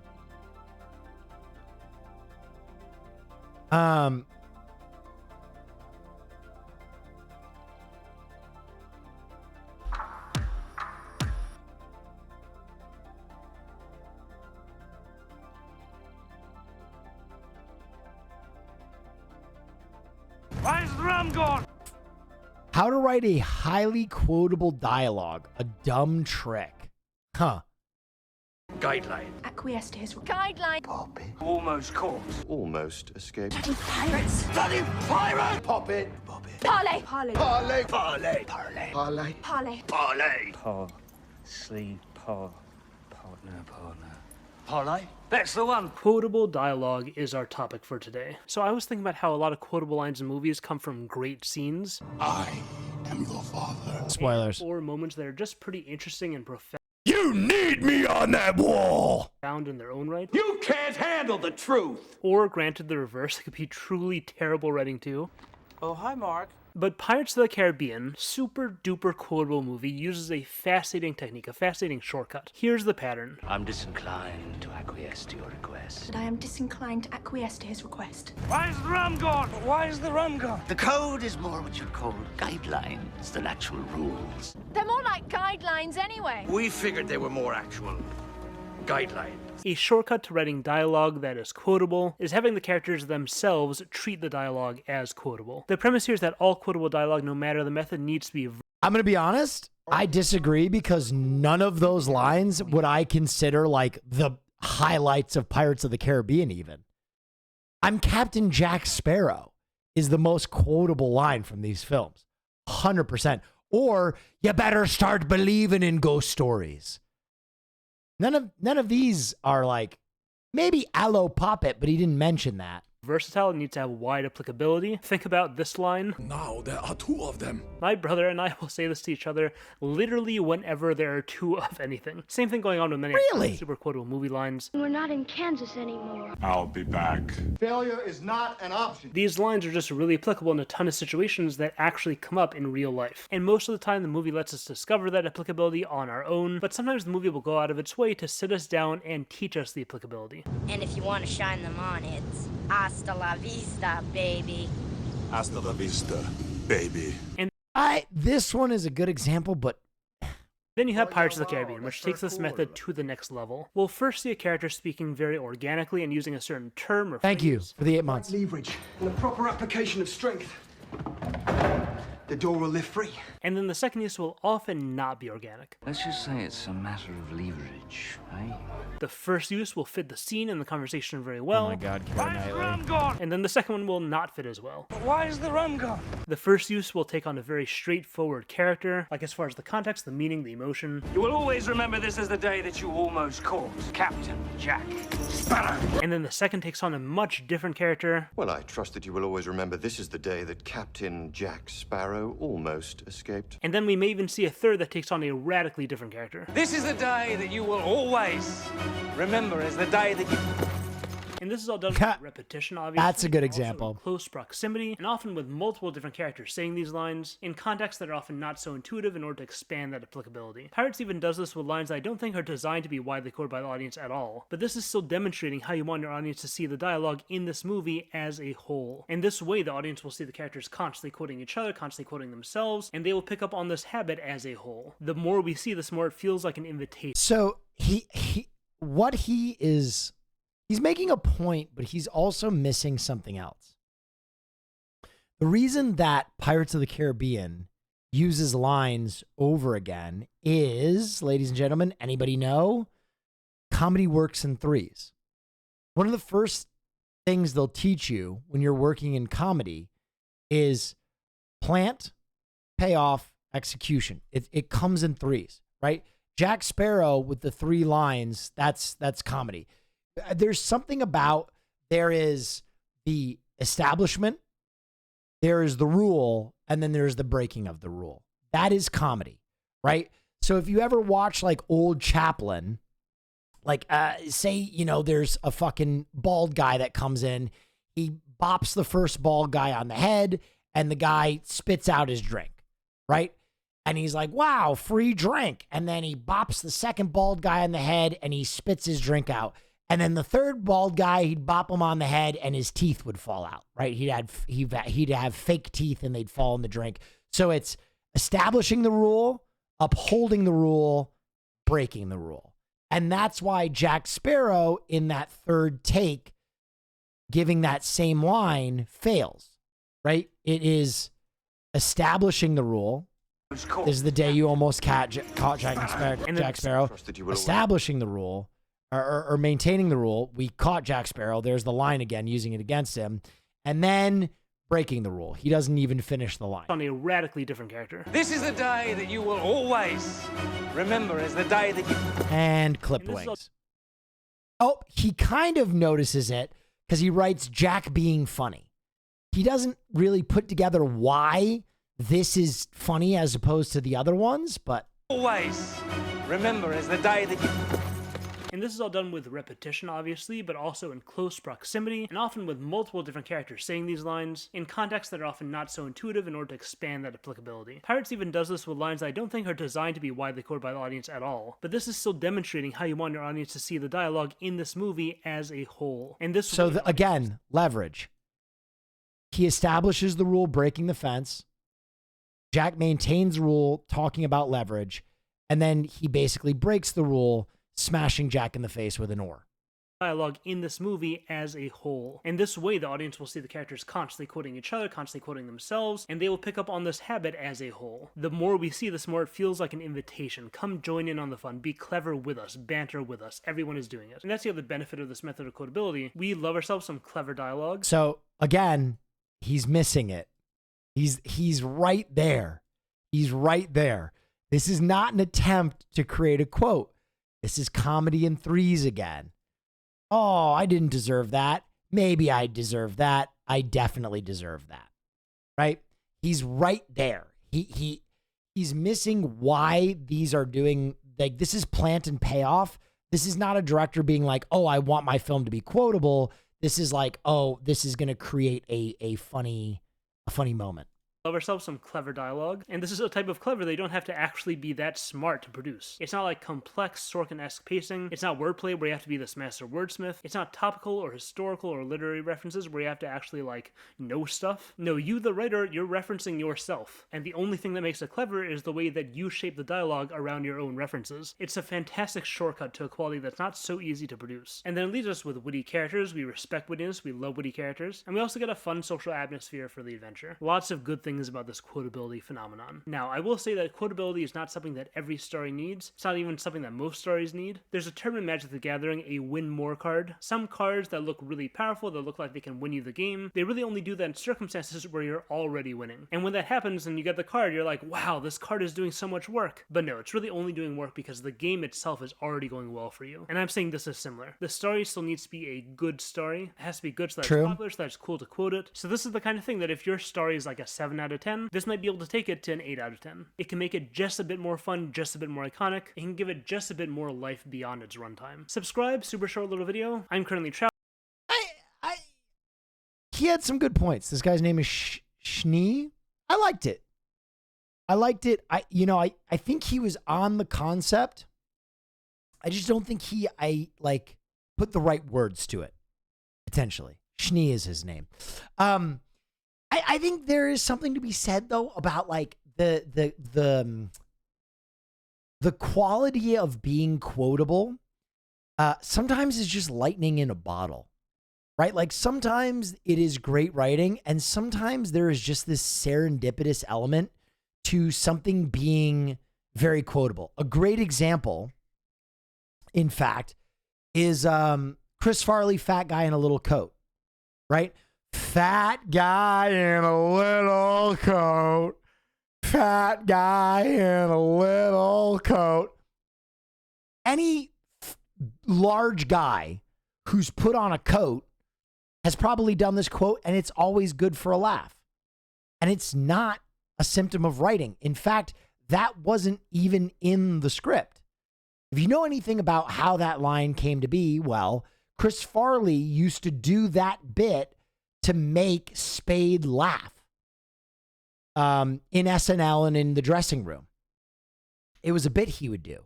He would put on Spade's coat and he would say fat guy in a little coat. And it was his way of just cheering up his friend. And oddly enough, it made it into Tommy Boy.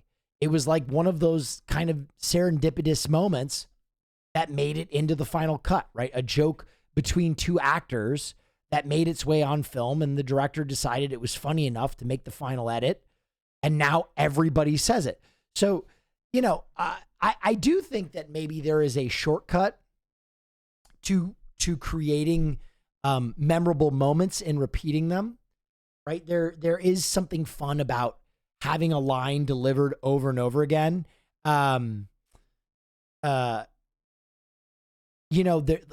Back to the Future, that is a great one. Damn! Double damn! Great Scott! Awesome. Every time he says that. Inconceivable is another one. Princess Bride. Repetition does sometimes create great quotable lines. So ultimately, I don't think that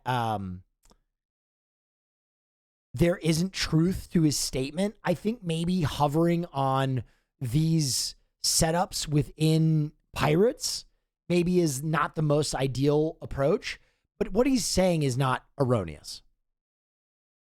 Good essay.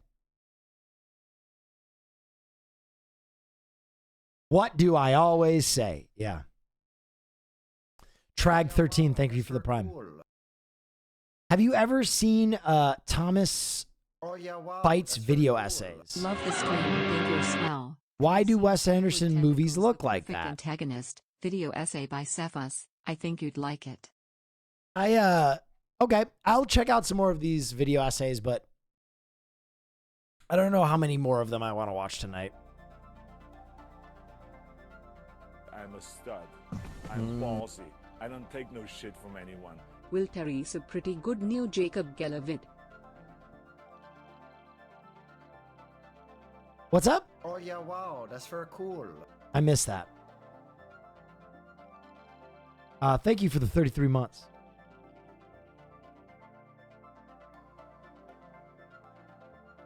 Movie night tomorrow? Yes, every Wednesday. Fun 1 minute clip of perfect timing.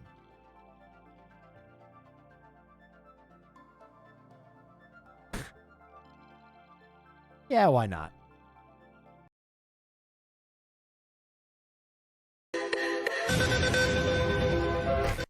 Sandstorm just elevated that. Little Arby's. That was insane. What? Wait, that one made no sense. What the fuck? What happened there?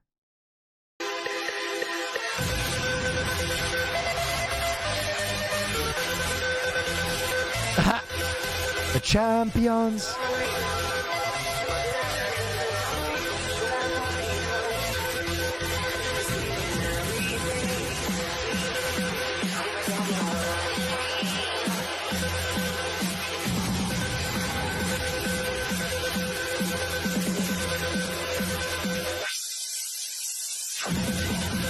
Dunk.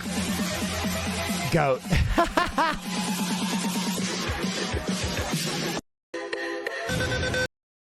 Good video. What an editor. Oh, that's very cool. Has chat told you that they loved you today? Negative, Ghost Rider. But thank you anyway. League of Pigs. Yes! You gotta watch the new League of Pigs content.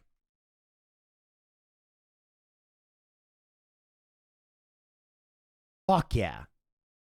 You gotta watch that new League of Pigs shit. The Woods Finals. Oh my. Ladies and gentlemen, what a day. 3 lights, 4 lights, 5 laps. Pause. Go. All right, guys, this is some of my favorite content. League of Pigs, friend of the stream, officially sponsored Piggy Smalls. Wow, that's very cool. 100 Thieves app. Speaking of Ghost Rider, yeah. I tried the PS2 game and it's low-key goated. Interesting. Ghost Rider on PS2. I would have never known. I am going to pee really quick and grab some food. I haven't had dinner yet, and we're going to watch all of this League of Pigs finale, and then that'll bring us into our gaming content later on. Oh, yeah, perfect. wow, that's very cool. I'll be back in about 30 seconds. Oh, God. Thank you for the hype train. I'll be back in 30 seconds, guys. That's very cool. Hey, guys.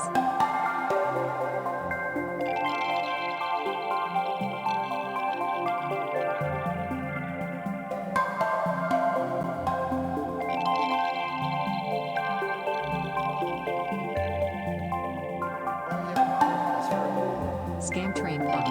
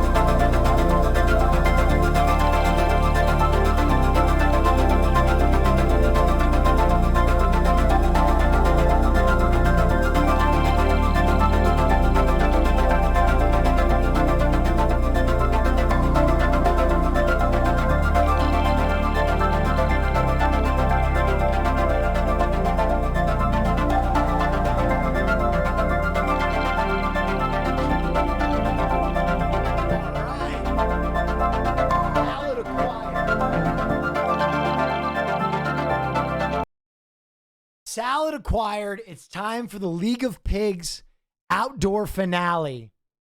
I've been waiting for like a year. It's time. 4 lights, 5 laps. Pause.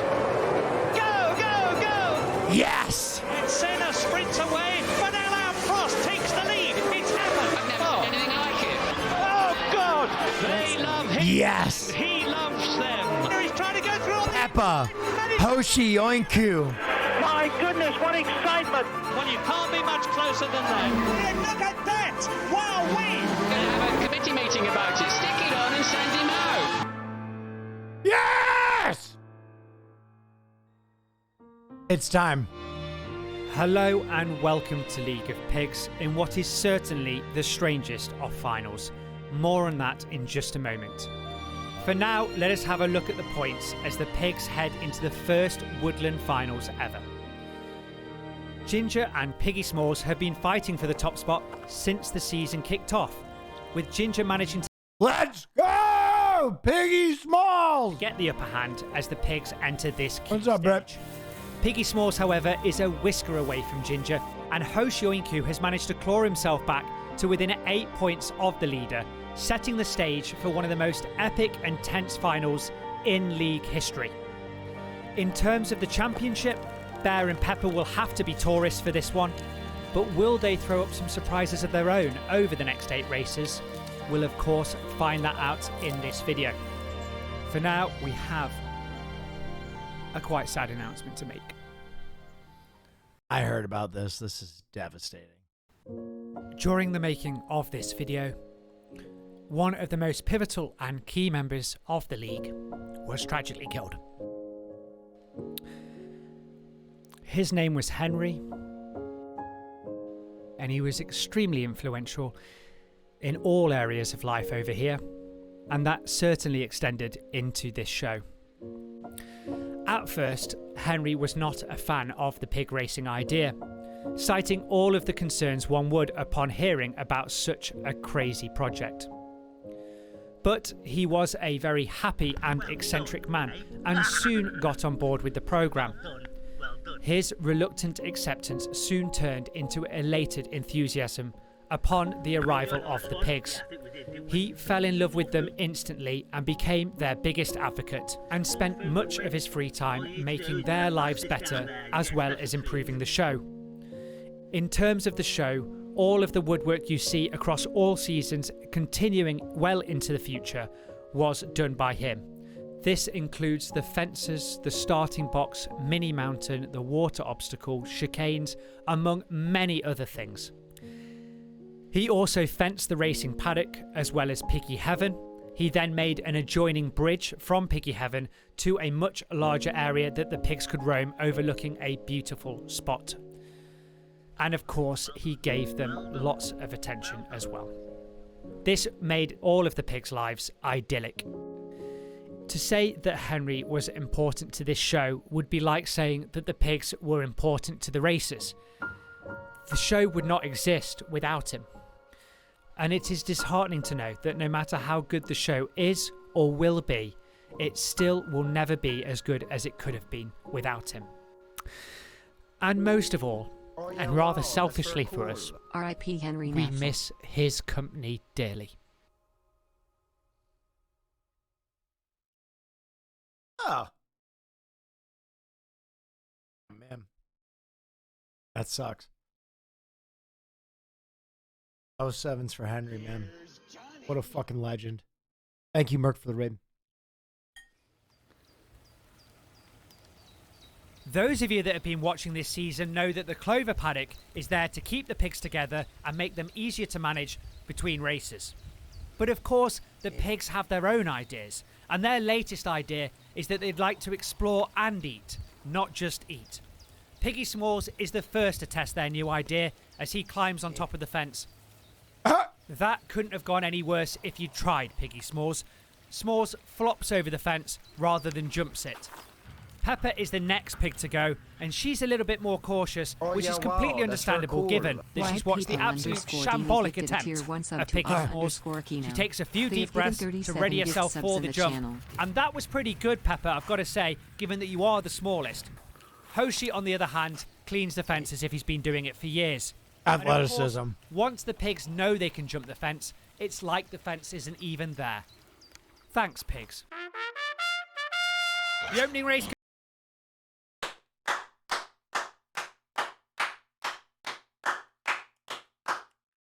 Ladies and gentlemen, it's motherfucking race day. Let's go, Piggy. Commences, and notably Piggy S'mores is not behind. There goes Piggy S'mores! Come on, baby! Here, Ginger is... Piggy S'mores is looking more dangerous the longer this race... Yeah, baby, yeah! Hoshi into this corner. Yes, he does. He's going to claim these points. No! One fell swoop. Piggy S'mores steals a victory off Hoshi. He steals a course record off Bear Trotsky. Let's go! And arguably, most importantly, he steals any... That's 100 Thieves, Piggy S'mores, baby! The first animal esports athlete. That's my boy! Kind of points lead that Ginger had at the beginning of this round, thus making the finals even more tense, if that were possible. The staff of the league should have taken more care with that handicap, but that's not Piggy S'mores' responsibility, and it's a fact that the Americans have taken full advantage of in the first race. USA! USA! USA! A quick start on the handicap fence isn't even in the box, but Piggy S'mores attacks that hill Holy in shit. a way that I've never seen another pig do it, and he's setting Holy the pace that's shit. relatable right now. 8-0 win. Dude, I needed this. Piggy S'mores just smashing world records. Oh, yeah, wow. Just smashing world records. It's a silly, silly performance. I lost my mind at 8:24 last round. God knows if I'm able to verbally express how good That's our boy. actually is. That's our boy. Here before. In the Season 8 finals, everything was okay, and then everybody decided they were going to do a mediocre performance, so Piggy S'mores steals it off them all. They are deluded if they think they're going to saunter into the...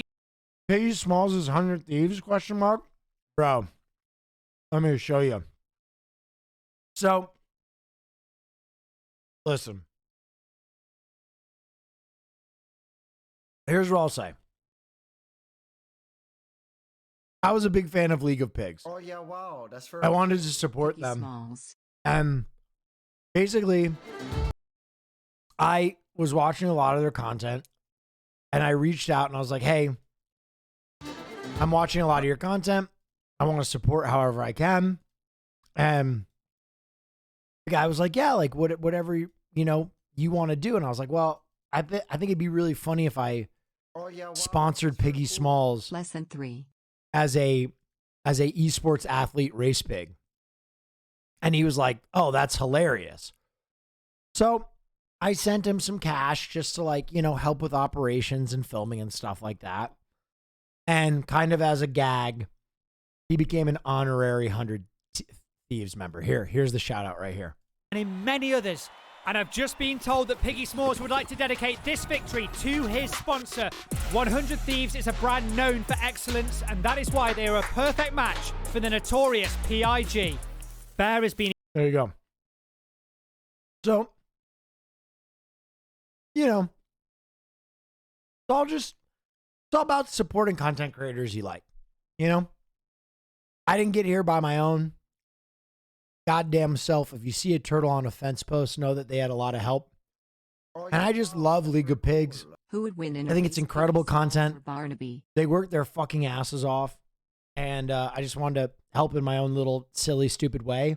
And it made me laugh my ass off when I told that, Jack, Courage Dunlop, and Nade Shot that we sponsored a pig on our fucking gaming team. It was funny to see their reaction. That made me laugh.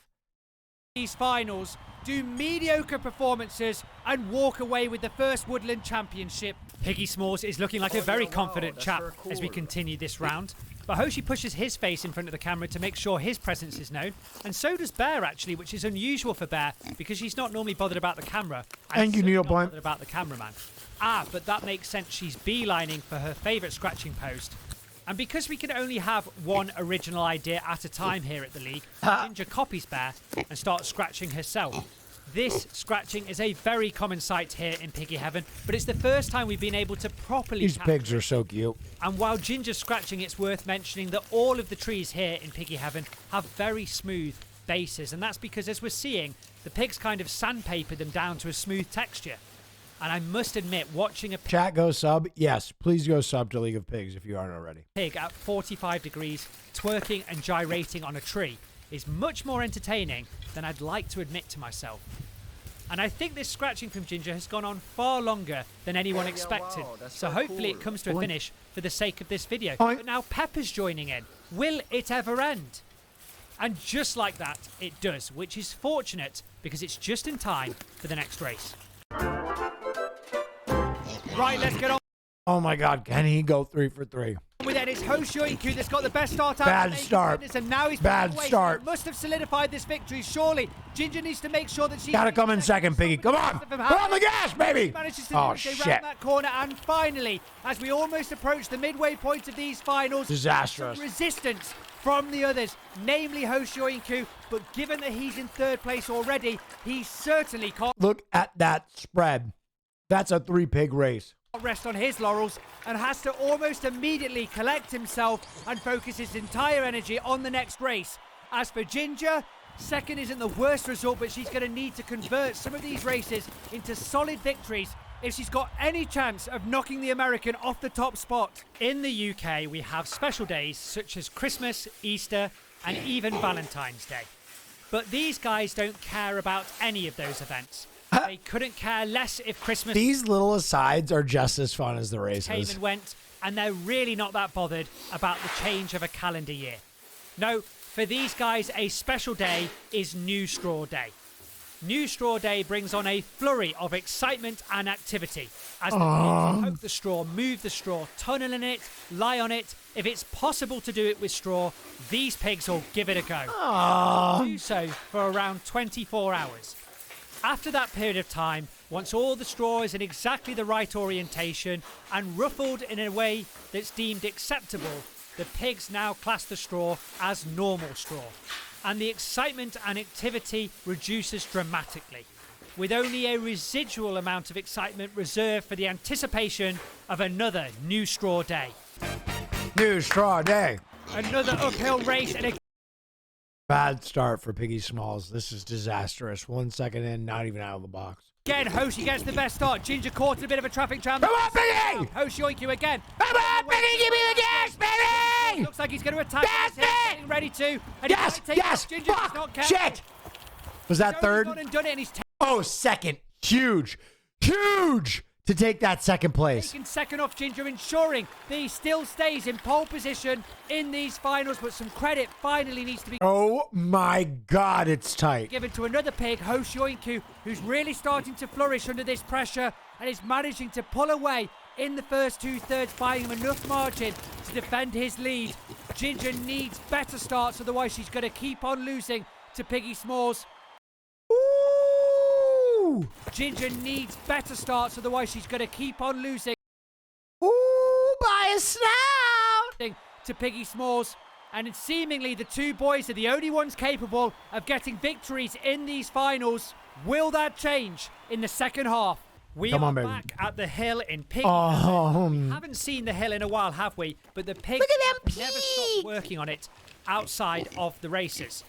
Bear has taken an interest in the cameraman. Please, Bear, if you could just stay there for a second. We just need a shot of all 5 of you digging on the hill, please. No, seriously, Bear, if you could just back up for a second. Anyway, the pigs continue to make progress on the hill, but it has been slowed down by the arrival of the new woodland track and also the fact that the pigs like digging in each other's areas. Look at those pigs! Causes quite a lot of conflict. In fact, in this case, Hoshi is quite literally Piggy in the middle. And this new reshovel has meant that Ginger can easily clear the dirt from her workspace, while Piggy Smalls spends his time filling the hole that Ginger has just made. Oh, it all comes down to this. Having a poor start. Huge start! By Hoshoinku, he'll certainly regret that. Huge start for Piggy. Don't take your foot off the gas. Piggy, I need a first place. I need a first place. Overtakes Bang. Oh my God. The first victory of these 5. Oh, Jesus Christ. And that changes everything here down at the track as Piggy S'mores and Ginger are tied in pole position. Holy shit. For the first time in this competition, and Hoshi in a single race manages to undo all of his hard work over the last 2 races and is now firmly in 3rd place. Does that mean we're going to see a re-energizing of the old rivalry between Ginger and Piggy S'mores? Oh my God. Races? 3 races left. Disastrous race for Hoshi. The greatest pigs in the world. Chaos in the starting. Oh, terrible start for Piggy Smalls. Oh, but he's gassing it. He's gassing it. He's got the inside. Go, baby. Go, baby. Gas that motherfucker. Come on. He holds up very well, in fact. And this gives a breath of life to the Japanese ambitions. And it's neck and neck, or should I say neck and neck, between the top 3 pigs. There's 4 points. Piggy Smalls. Holy shit. This is so close. Separates all of them. And it's causing a Mexican standoff, ironically not involving the Mexican pig, where each pig is waiting for another to slip up so they can swoop in and take the championship. And in race 7, we're going to find out which pig is the first to break. We saw a scuffle on the slopes of the hill a few moments ago, and that reminded us to show you some of the dynamics between the pigs. Hoshoinku is the 2nd biggest pig in the league. And because of how he's built, he's also extremely strong. Oh, you hate to see it. It's not all about strength. Bench clearing brawl here. The attitude of each pig. Bench clearing brawl. In this regard, Hoshi is a very calm-natured pig. Damn. Ginger, however, has a much more fiery disposition and can be very moody. Ginger Hamilton, the UK pig. When it comes to scuffles, she can often win out over her Japanese counterpart. Try that with Piggy S'mores, however, and it's a totally different story. Yeah! Simply too heavy. USA! Oh, look, the 100 Thieves logo! Look! Yes! USA! USA! Oh, shit, I muted it. Can bury her head, can be too heavy to be moved. And so Ginger can bury her head as much as she wants. That pig is not for moving. Oh shit, 2 races left. Start and Bear gets the best. Okay. That's my boy. That's my boy, Piggy. Handicapped, it doesn't look like he's going to be forgotten. Bear still. Come on, Piggy. Accelerate. Accelerate.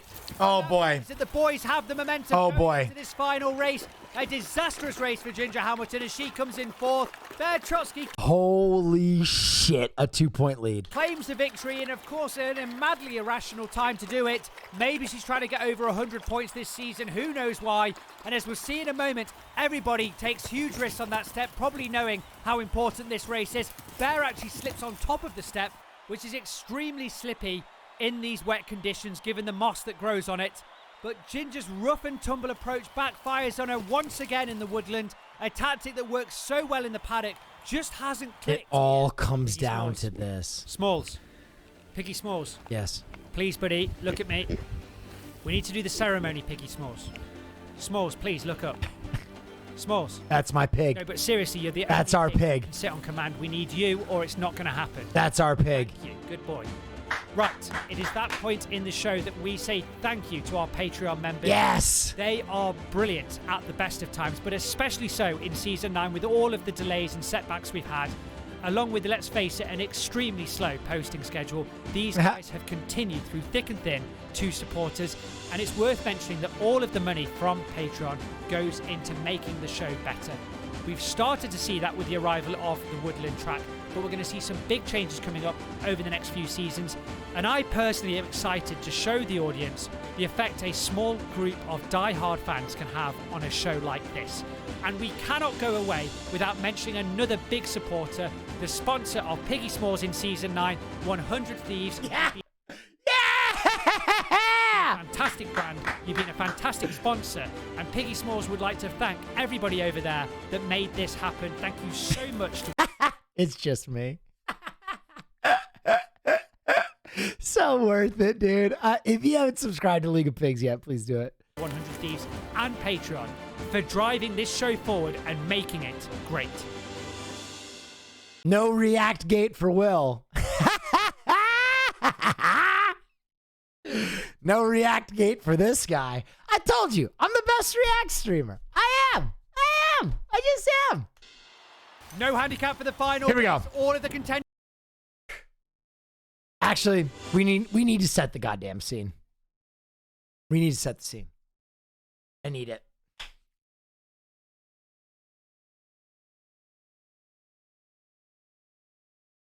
One race.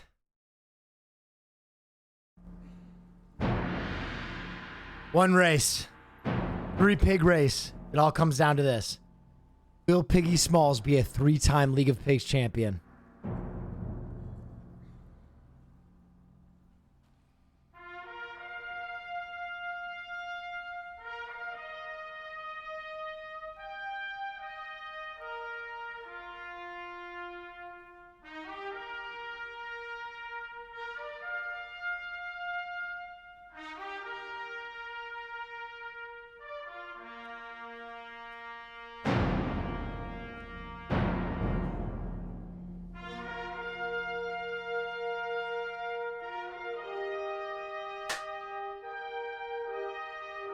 I'm ready now.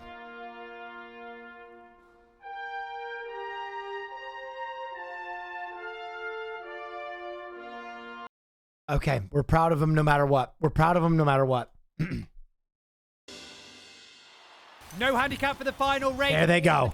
There they go. But a huge crash in the first corner. Oh my god, oh my god, oh my god. Come on, Piggy! To dig deep to overtake his rival. Oh. It's not enough. And Hoshoinku claims the first Woodland Championship and his second ever season in the most controversial circumstances possible.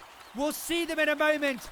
Ginger tries to pass Hoshi on the inside. Hoshoinku gets his snout ahead of Piggy Smalls right at the beginning, sees Ginger trying to cut on his inside, and then shoves her into the fences, killing her dreams of this championship. There will be many Ginger fans that are furious about what's just happened. Wow. Pig racing is very gladiatorial when compared to other sports, and contact is allowed, although no one was expecting that kind of contact. Oh my god, look at how close it was. It's been a while since Hoshoinku fans have taken to the streets in celebration, but they may do so today. Well, the Hoshi Oinku, what a season. Japan is going crazy right now. first Woodland Championship belongs to Hoshi, and that means he's finally got... Wow, dude. Oh my god, if Piggy would have just beaten Bear in that last race, it would have been a tie. his double championship, leaving only Pepper Sanchez left to claim her double. Will she catch up with the others, or will one of the others strike out in Season 10? And what will the track look like? Find out much more in the next installment. I'm so glad League of Pigs is back. I'm so pumped League of Pigs is back, man. Where is Bear from? Bear Trotsky is the Russian pig. Pog, have you thought about working with this YouTuber to maybe have a streaming event where the streamers hang out with the pigs? I mean, it's always hard just because, like, getting streamers to do anything that isn't streaming content or making money is hard. I'd love to, though. God, I'd love to.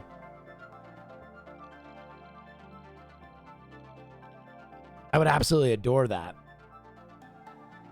But like getting them to go to England that's tough. Bear was paid off. Goddamn Russians.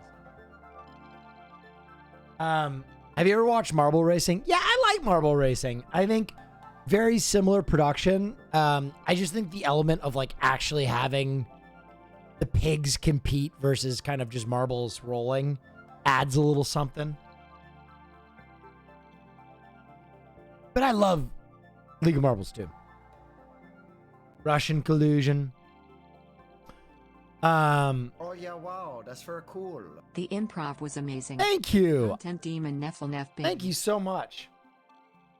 Glad you guys enjoyed that. Have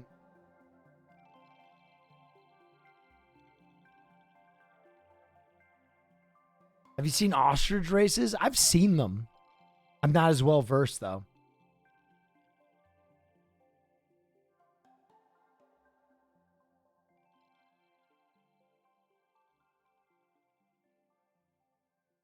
Otter racing? Dude, I want a pet otter bad. Combat juggling, we've watched it. We did an entire stream of combat juggling.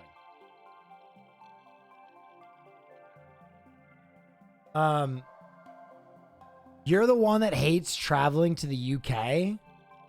No, I hate traveling to London. It's different.